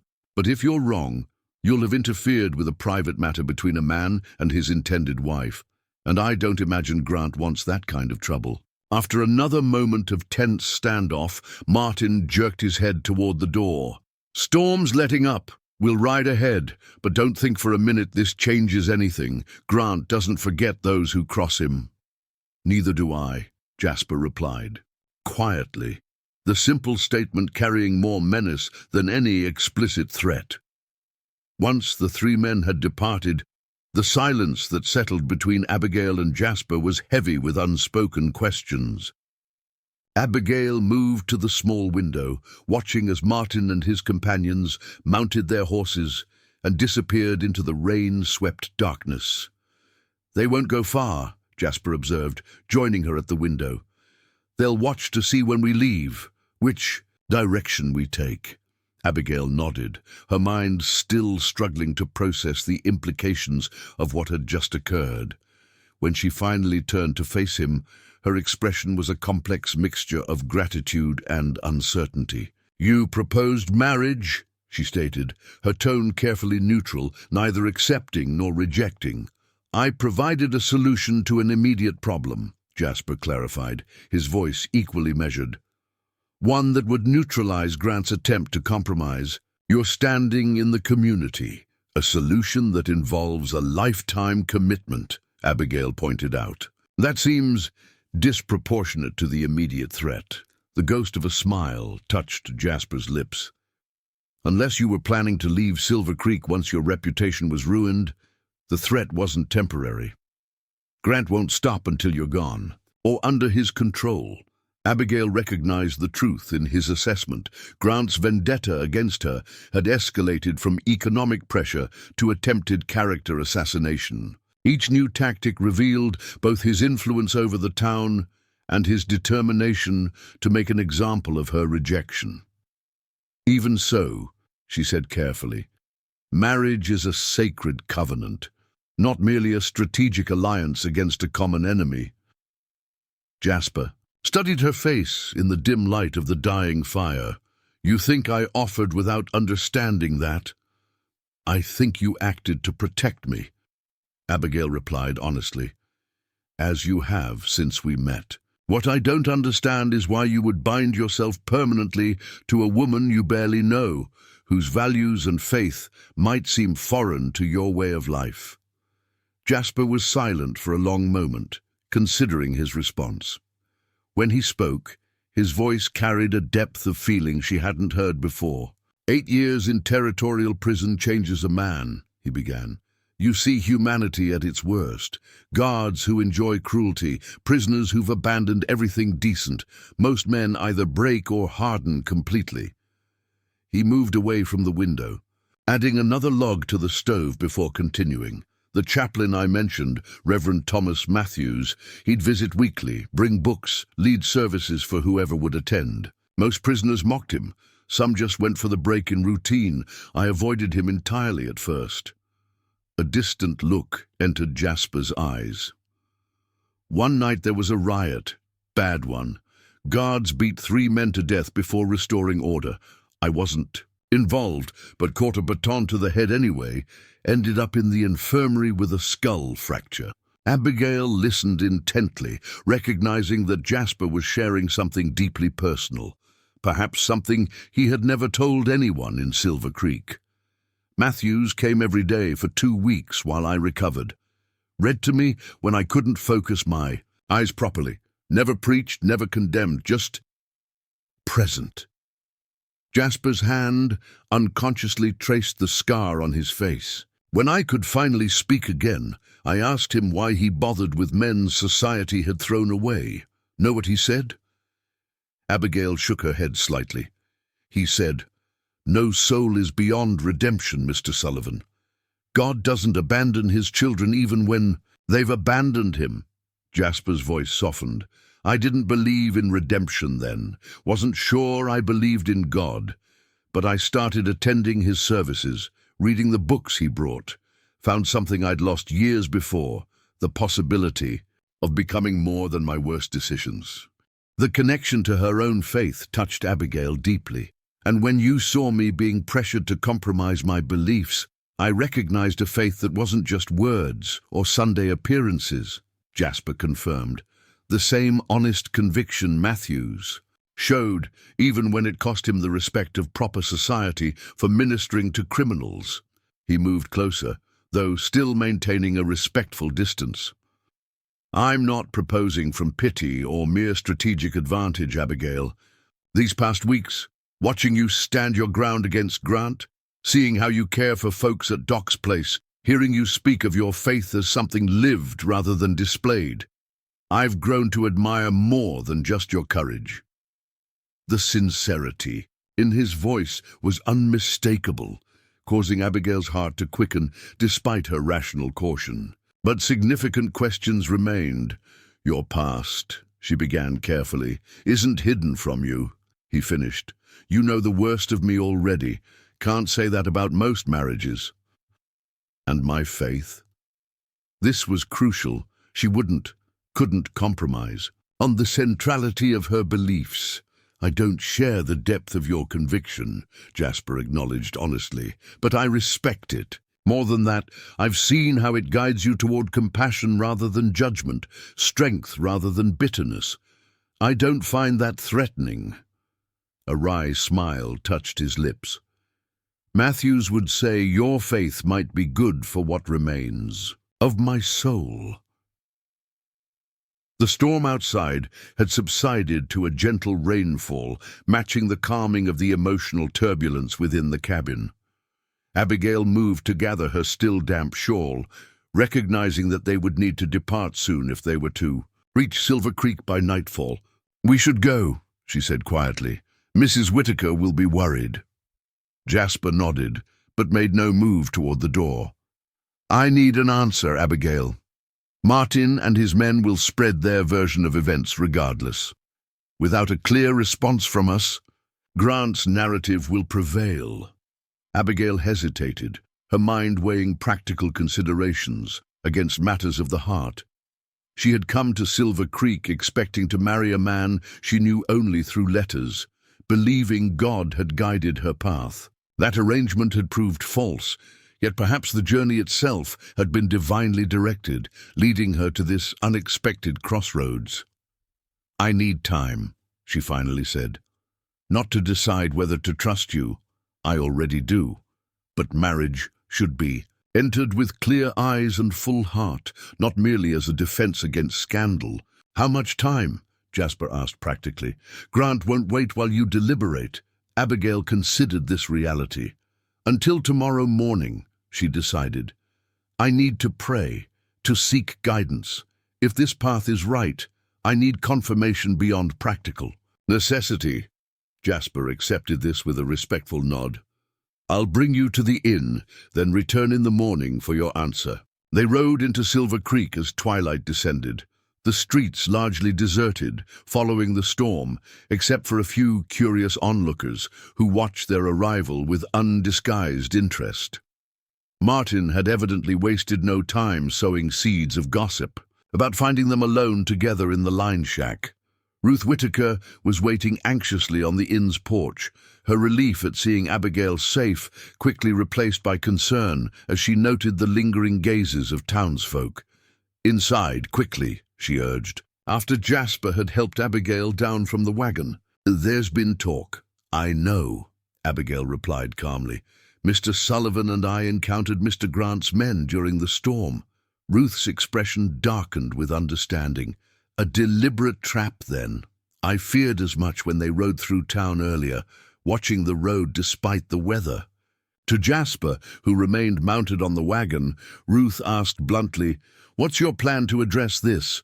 Grant's people are already spreading rumors that would destroy Abigail's reputation and your own standing, such as it is." Jasper met the older woman's forthright gaze steadily. "I've offered a solution. Miss Thornton is considering it overnight." Ruth's eyes widened slightly as she glanced between them, quickly discerning the nature of this solution. She nodded once, decisively. "Good, come inside, Abigail. You'll need dry clothes and a clear head for whatever decision morning brings." As Ruth guided her toward the door, Abigail turned back to Jasper.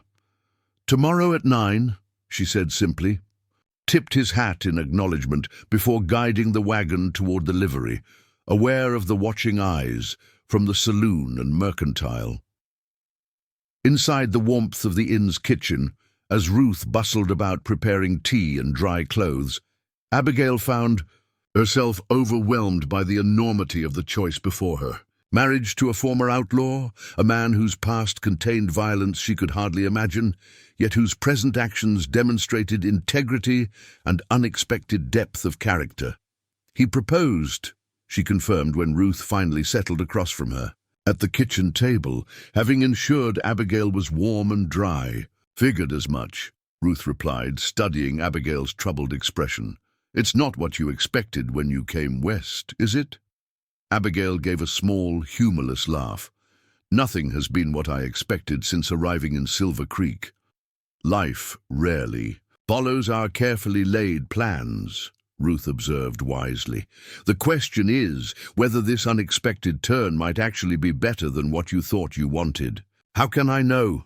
Abigail asked, vulnerability replacing her usual composure.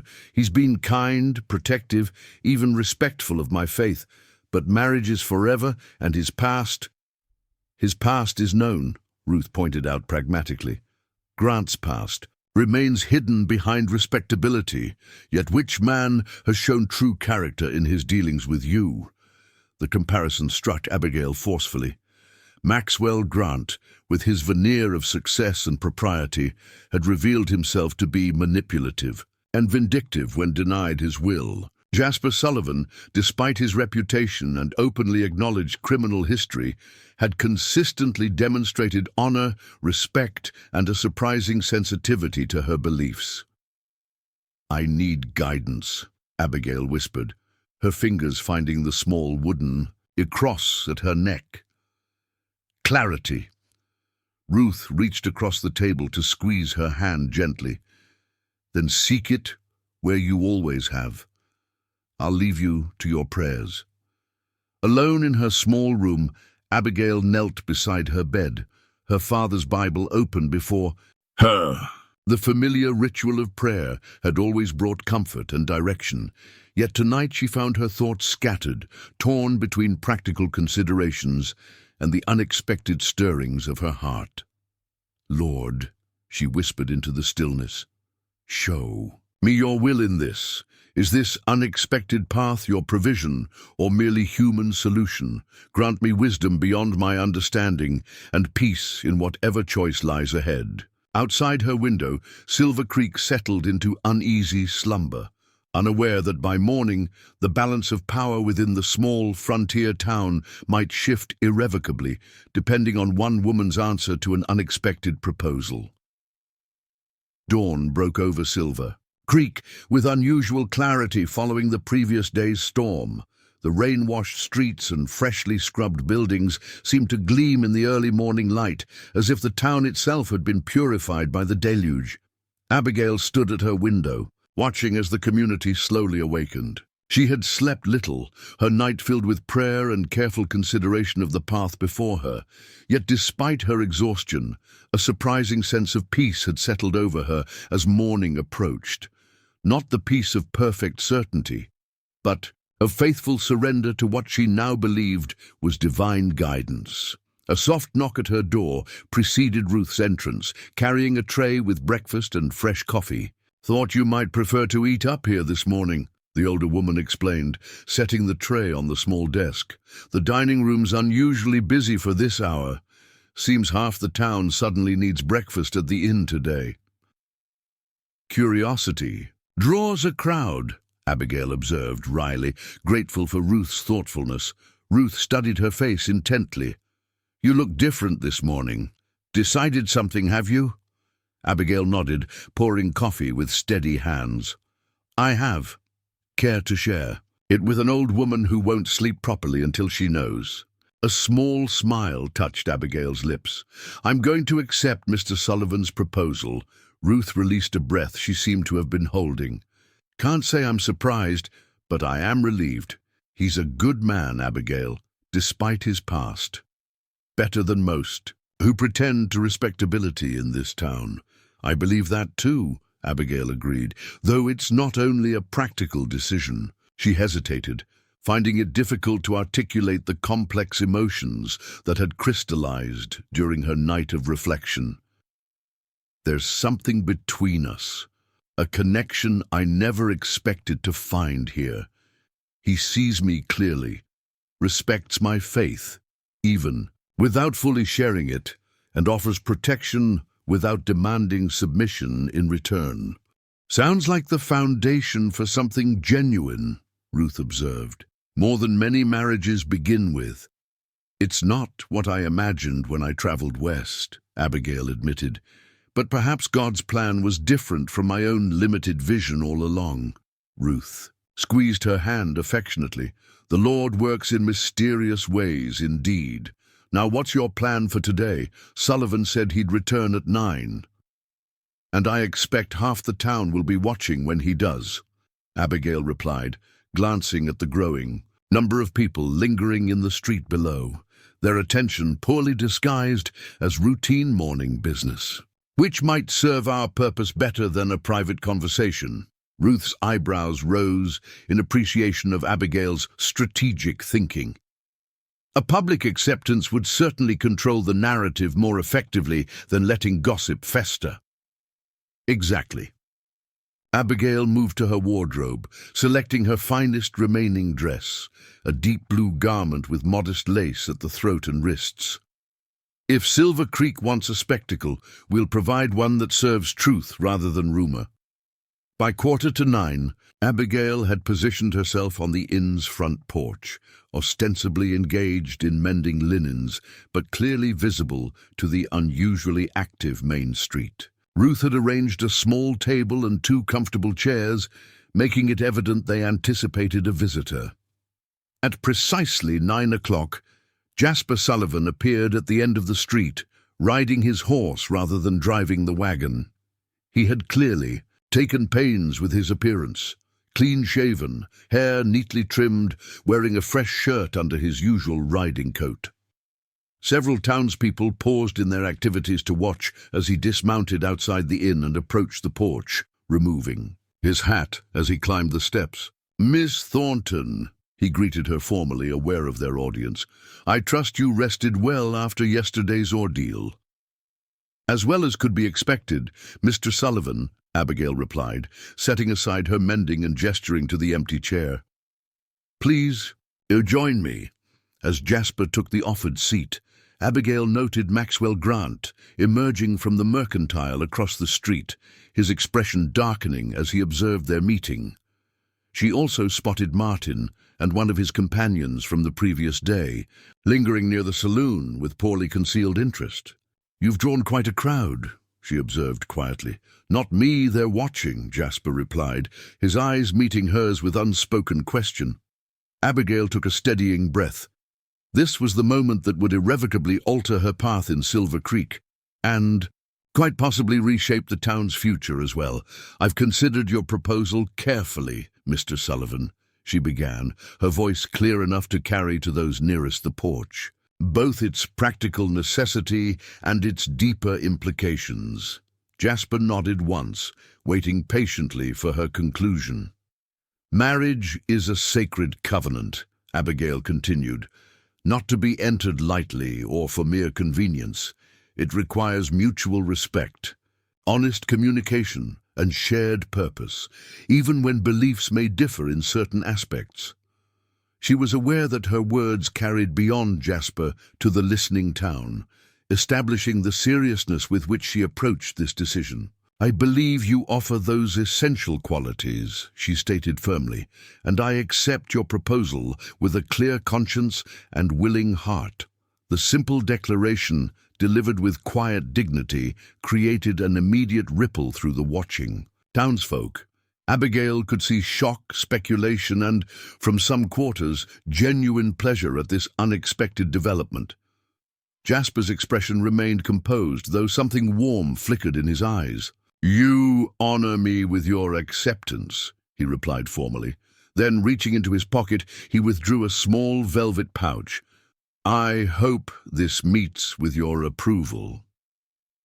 From the pouch he produced a simple gold band set with a small pearl, modest, but undeniably elegant, clearly not purchased hastily that morning, but selected with care. "It's beautiful," Abigail said sincerely, genuinely surprised by the ring's existence. As Jasper slipped it onto her finger, the symbolism of the moment was lost on none of the observers. Across the street, Maxwell Grant's face contorted with fury before he turned sharply and disappeared into the mercantile. Martin and his companion exchanged uncertain glances. Their planned gossip campaign suddenly transformed into confirmation of an engagement rather than a scandal. Ruth, who had been watching from the doorway, stepped forward with a small tray, bearing 3 cups. "I believe this calls for coffee to seal the arrangement," she announced with barely concealed satisfaction, "and perhaps discussion of when you plan to formalize this engagement." "Judge Perkins arrives on today's stage," Jasper replied, accepting the offered cup. "If Miss Thornton is amenable, I see no reason for delay." "Today?" Abigail couldn't hide her surprise at this accelerated timeline. "Grant won't waste time regrouping," Jasper explained quietly, "and legal protection is stronger than a mere announcement." "Sensible," Ruth agreed before Abigail could respond. "I'll spread the word. 4 o'clock at the church would allow time for preparations while catching the judge before he begins court business tomorrow." The decisiveness with which both Ruth and Jasper approached these practical matters momentarily overwhelmed Abigail. The peaceful certainty of her decision remained, but the rapid transformation from consideration to implementation left her slightly breathless. 4 o'clock, she echoed, finding her voice. Yes, that would be suitable.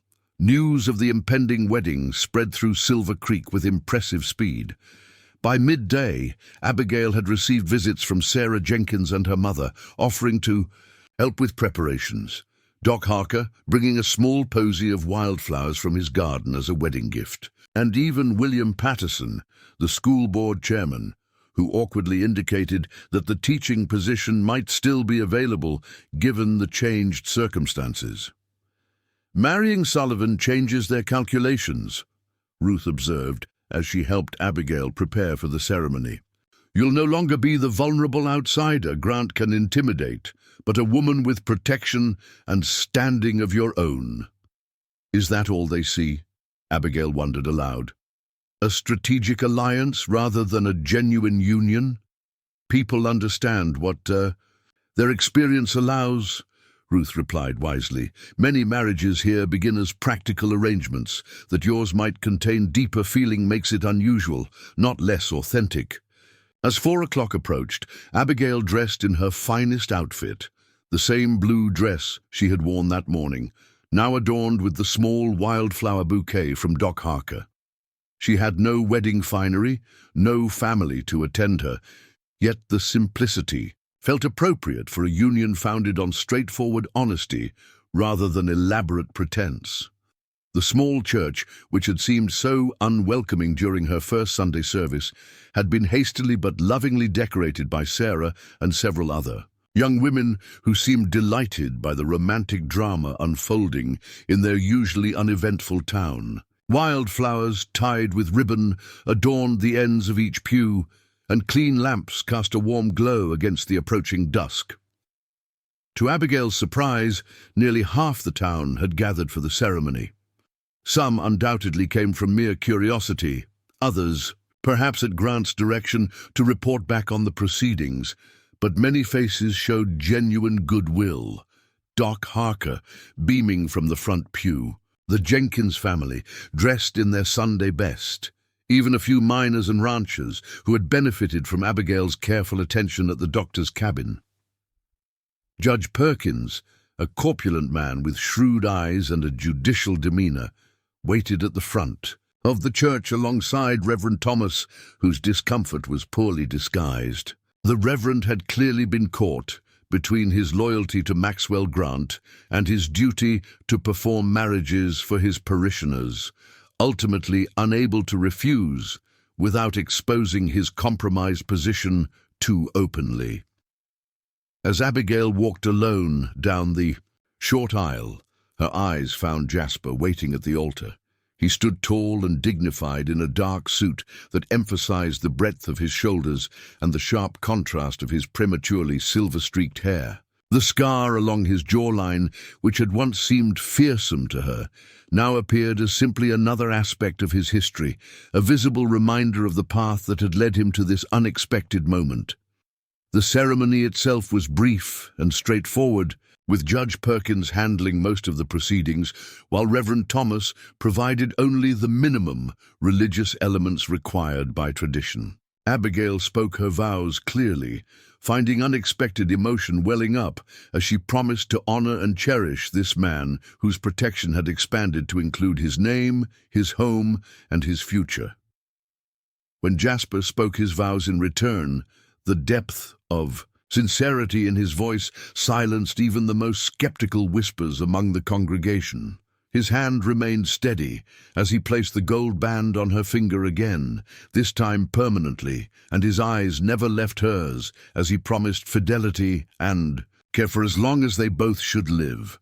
"By the authority vested in me by the territory of Montana," Judge Perkins pronounced, "I now declare you husband and wife." The simple words spoken with judicial finality transformed Abigail Thornton into Abigail Sullivan, binding her life to a man she had known for less than a month, yet one she trusted more instinctively than the correspondent she had exchanged letters with for nearly a year before traveling west.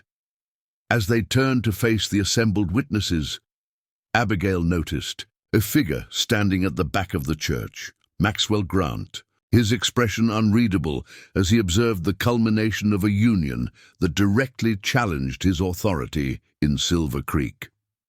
Their eyes met briefly across the crowded room before Grant turned and departed, the closing door punctuating his exit, like the ending of one chapter and the beginning of another.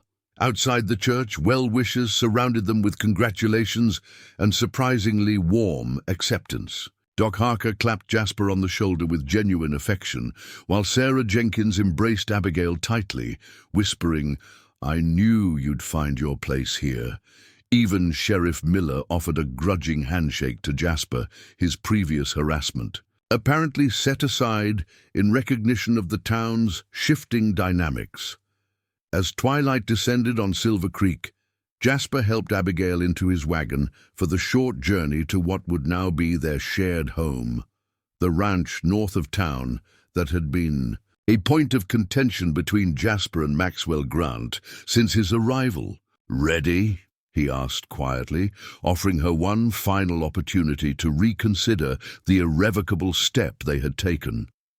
Abigail looked back at the town where she had arrived as a mail-order bride, been rejected for her faith, and ultimately found an unexpected path forward. Then she turned to the man beside her, whose scarred face had become dear to her with surprising speed. "Yes," she replied simply.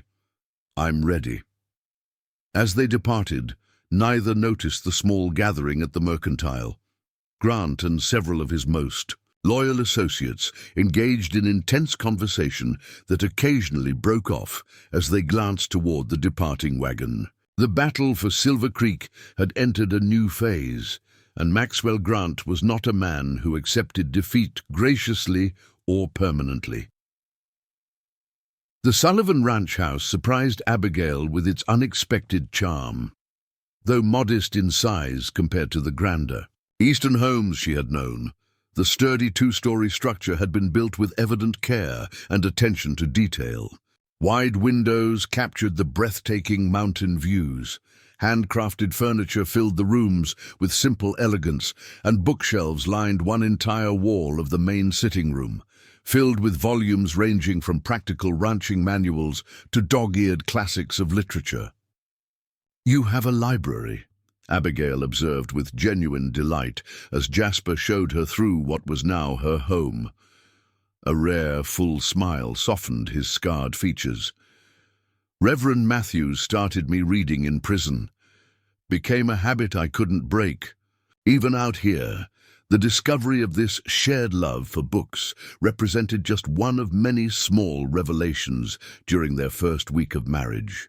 Each day brought new insights into the man she had wed, his preference for coffee strong enough to stand a spoon in, his meticulous care for his horses, his habit of reading by lamplight late into the night. They established a routine that respected both their new intimacy and the boundaries of their still-developing relationship. Jasper had insisted Abigail take the main bedroom, while he used the smaller second room, an arrangement that simultaneously protected her dignity and demonstrated his respect for the unusual circumstances of their union. Marriage should develop naturally, not under pressure of scandal or necessity, he had explained simply. Some things shouldn't be rushed. This consideration only deepened Abigail's growing affection for her husband. Here was a man whose violent past might have destroyed any capacity for gentleness, yet who demonstrated more thoughtful respect than Maxwell Grant had ever shown beneath his veneer of civilization.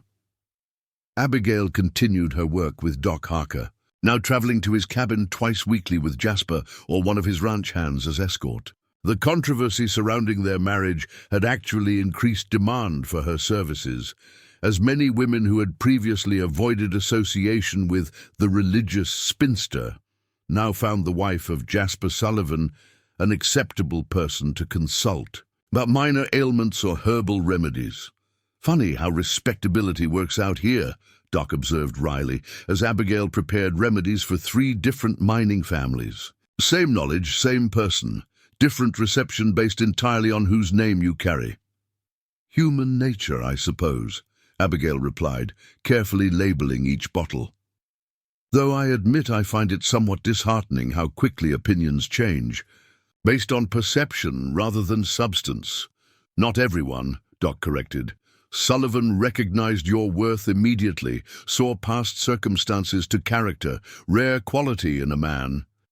The truth of this observation settled deeply in Abigail's heart. While many in Silver Creek now accepted her based on her married status, Jasper had valued her integrity and courage when she stood entirely alone. Their peaceful routine might have continued indefinitely had Maxwell Grant been a man capable of accepting defeat, But as October gave way to November and the first snows dusted the distant peaks, signs of his continued opposition began to emerge. First came economic pressure. Supplies Jasper had routinely purchased from the mercantile suddenly became unavailable or priced exorbitantly high. When he switched to ordering through the mail or traveling to neighboring settlements, mysterious delays plagued the deliveries, and roads to alternative trading posts developed washouts that coincidentally affected only Sullivan's wagons. Next came legal harassment. Sheriff Miller appeared at the ranch with claims of property line disputes, water rights violations, and unpaid taxes, all fabricated, all requiring Jasper's presence in town to resolve, all ultimately dismissed by Judge Perkins during his monthly circuit, but not before consuming valuable time and creating continual disruption. "He's testing our resolve," Jasper observed one evening as they sat before the fire after another day spent addressing baseless accusations. "Looking for weakness, pressure points, any vulnerability he can exploit." Abigail set aside her mending, studying her husband's tired face. The constant strain was taking its toll on both of them, though neither complained. "What does he ultimately want? The ranch?" "Partly," Jasper acknowledged. "The property controls access to the northern mining claims, but it's more than that. Now," his blue eyes met hers directly, "it's about power. Grant can't allow someone to successfully defy him and remain in Silver Creek. Sets a dangerous precedent for his authority. Then why not force us out through these tactics until we give up?" Abigail asked practically. Jasper's expression darkened. "Because surrender isn't enough. He needs to break us publicly, make an example that ensures no one else attempts resistance." The best grim assessment hung in the air between them, disturbing the peaceful sanctuary they had created. Abigail reached across to take Jasper's hand, the simple touch conveying solidarity that transcended words. "We won't break," she stated with quiet certainty. "Whatever comes, we face it together." The true nature of Grant's ultimate strategy became clear a week later when Sarah Jenkins arrived at the ranch in her family's wagon, her usually cheerful face tight with worry. "It's Pa," she explained as Abigail welcomed her inside. "He's been arrested for theft. Sheriff Miller claims he stole merchandise from the mercantile, but it's not true. Pa hasn't even been to the store in weeks since Mr. Grant raised all the prices." Jasper, who had been repairing tack at the kitchen table, set aside his work. "What evidence does Miller claim to have?" "That's the awful part," Sarah continued, twisting her hands anxiously. "They found mercantile goods in our stable, expensive items we could never afford. Someone planted them there, but Miller won't listen. Judge Perkins isn't due for another 3 weeks, and they're keeping Pa locked up until then." The implications were immediately clear to both Abigail and Jasper. Grant had shifted tactics, now targeting those who had shown friendship to the Sullivans rather than attacking them directly. "It's my fault," Sarah whispered, tears filling her eyes. "Mr. Grant warned Pa to stop doing business with you folks, but he said he wouldn't be dictated to about who he could associate with." "It's not your fault," Abigail assured her firmly. "Neither yours nor your father's. This is Grant's doing alone." Jasper rose, his decision already made. "I'll go into town, speak with Miller, perhaps post bail if they'll allow it." "That's what they want," Abigail realized suddenly. "To draw you into town, separate us." Jasper nodded grimly. "Likely so, but we can't leave Jenkins to suffer for our battle." "Then I'll come with you," Abigail declared, already reaching for her shawl. "No." Jasper's response was immediate and firm. "If there's trouble, better to have you safely here." Abigail met his gaze directly. "If there's trouble, better to face it together. You said it yourself. Grant wants to separate us, thinking we're weaker apart. Let's prove him wrong." The subtle shift in their relationship was evident in this exchange. No longer protector and protected, but partners facing a shared threat with complementary strengths. After a moment's consideration, Jasper nodded his agreement. "Stay close," he conceded, "and at the first sign of genuine danger, you get to safety regardless of my situation. Promise me that much." By late afternoon, their wagon approached Silver Creek, the town unusually quiet for that hour.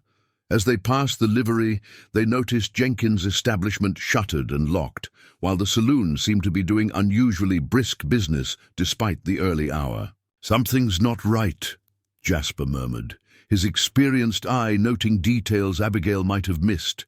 Men watching too intently from windows, the absence of women and children from the streets, horses already saddled and waiting outside establishments where they would normally be stabled. "It feels like the town is holding its breath," Abigail observed as they continued toward the sheriff's office. As they drew closer, the office door opened and Maxwell Grant himself emerged, followed by Sheriff Miller. Grant's expression upon seeing them confirmed what they had already suspected. This had been a carefully laid trap. "Sullivan," Grant called, his voice carrying in the unnaturally quiet street. "How predictable you'd come running when one of your friends faced trouble. Loyalty is so often the downfall of men like you." Jasper drew the wagon to a stop, positioning himself slightly in front of Abigail, though they sat side by side.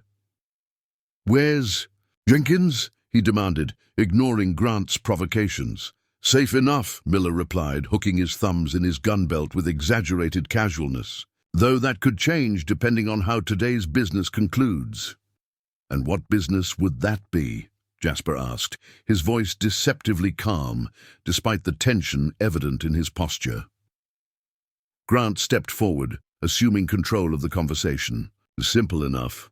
I've recently acquired the note on your property from the Territorial Bank. Seems the previous owner left some debts unresolved when he sold to you." "That's a lie," Jasper stated flatly. "I paid cash outright with no encumbrances, have the deed to prove it." "Paperwork gets complicated," Grant countered, with a thin smile. "Mistakes happen. The bank's records show an outstanding note that supersedes your claim. Unless settled immediately, I'm within my rights to claim the property." The brazen attempt to steal the ranch through fraudulent financial claims revealed the depths of Grant's desperation and the extent of his influence with territorial officials who would process such dubious paperwork. "You're braver than most. Swindlers," Jasper observed coldly. "Most prefer not to announce their crimes in front of witnesses." "Witnesses?" Grant laughed, gesturing around the empty street. "I see a disreputable ex-convict and his misguided wife making baseless accusations against a respected businessman. Sheriff Miller certainly doesn't see any crime occurring, do you, Sheriff?" Miller shook his head with exaggerated regret. "Just a civil matter between property owners, far as I can tell." The careful orchestration of this confrontation became increasingly evident. Grant had ensured no neutral witnesses would be present. The sheriff was firmly in his pocket, and most townspeople who might have supported the Sullivans had been intimidated into staying away. Abigail, who had remained silent during this exchange, suddenly understood with perfect clarity what was happening. "This isn't about the ranch at all," she stated, her voice carrying in the quiet street. "You could have filed these false claims without this theatrical confrontation." Grant's eyes narrowed as they shifted to her. "Perhaps I simply wanted the satisfaction of seeing Sullivan's face when he realized he'd lost everything." "No," Abigail continued with growing certainty. "You needed to provoke Jasper into violence. That's why you arrested Mr. Jenkins, why you're making these outrageous claims publicly rather than through legal channels. You want Jasper to attack you, giving Sheriff Miller justification to kill him." The momentary flicker in Grant's expression confirmed her assessment.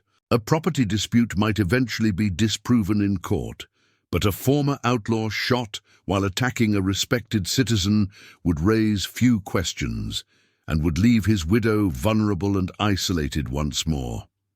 Jasper's hand found Abigail's briefly, a silent acknowledgement of her insight and a reassurance that he wouldn't fall into the obvious trap.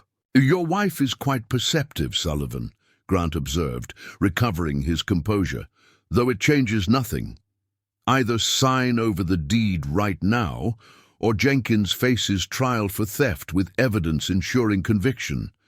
His daughter might face similar charges as an accomplice."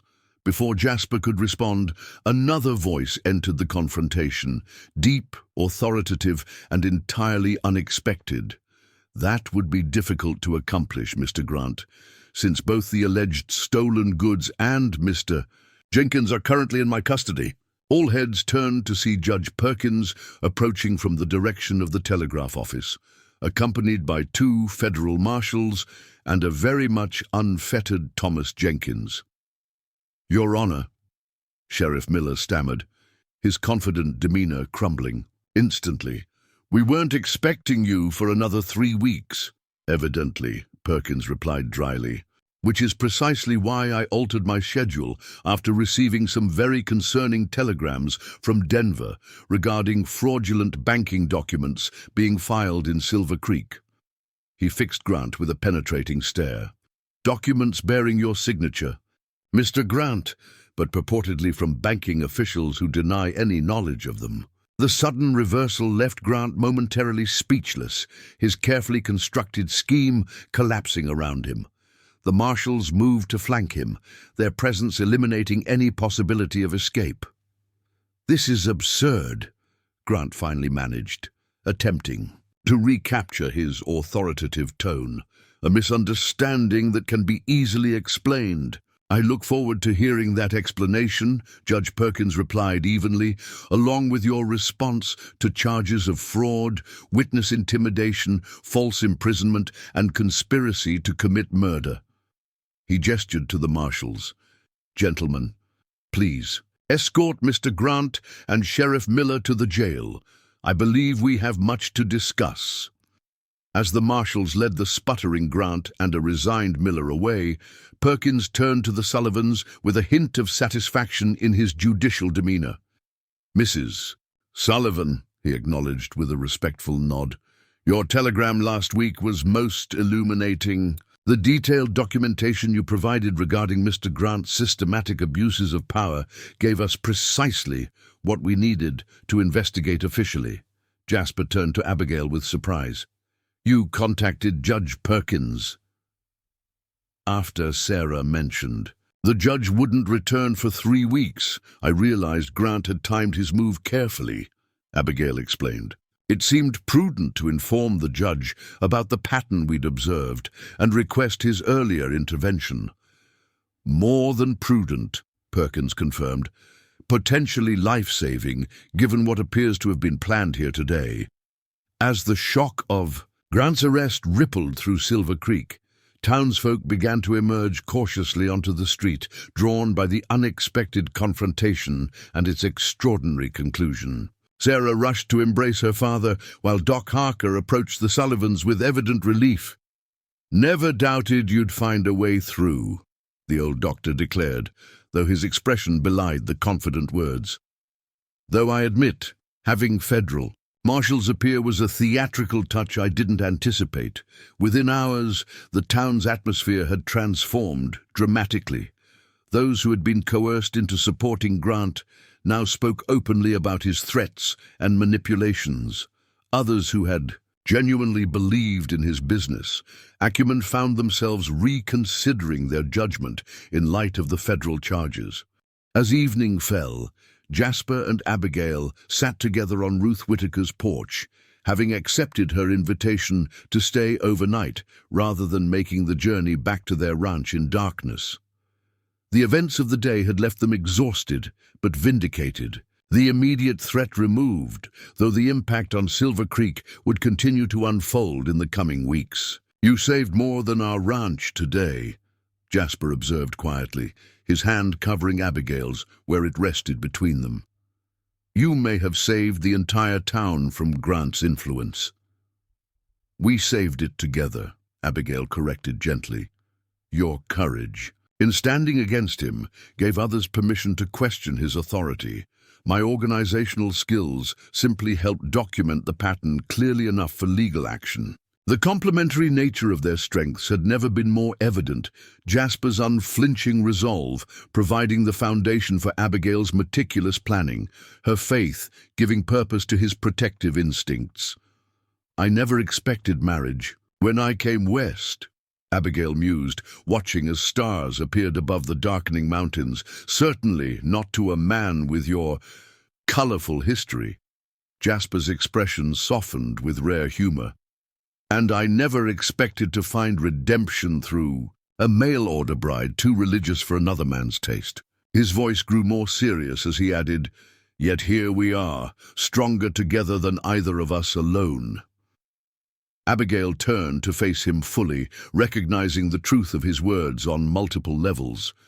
Their unusual union had begun as a practical solution to an immediate threat, evolved into a partnership of mutual respect, and now stood poised at the threshold of something deeper. "When I first arrived in Silver Creek, I prayed to understand God's purpose in bringing me to such a difficult place," she said softly. "I couldn't imagine how rejection and hardship could possibly be part of a divine plan." "And now?" Jasper asked, his scarred face illuminated by the warm light spilling from Ruth's windows, the roughness of his past plainly visible, yet somehow transformed by the man he had chosen to become. "Now I see that sometimes we must lose what we think we want, to discover what we truly need," Abigail replied, her hand turning beneath his to interlace their fingers. "That faith isn't tested in comfort, but in challenge, and that redemption sometimes comes in forms we never anticipated."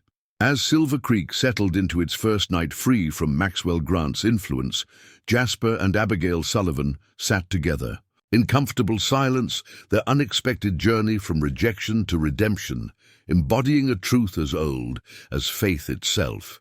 That divine providence often works through the most unlikely circumstances to bring healing not just to individual lives, but to entire communities desperately in need of renewal. In the months and years that followed, Silver Creek would transform under their combined influence. Jasper's fair business practices setting a new standard for local commerce, while Abigail's eventual position as the town's teacher brought educational opportunity to a generation of children raised with both practical knowledge and spiritual values. Their home became known as a place of hospitality and justice, where those in need could find assistance and those seeking purpose could find inspiration. And in the quiet moments between their public responsibilities, they continued to discover the profound blessing that had emerged from apparent rejection, a love built not on illusion or advantage, but on the solid foundation of genuine character, tested by adversity and strengthened by shared purpose. Up next, you've got two more standout stories right on your screen. If this one hit the mark, you won't want to pass these up. Just click and check them out. And don't forget to like, subscribe, and turn on the notification bell so you don't miss any upload from us.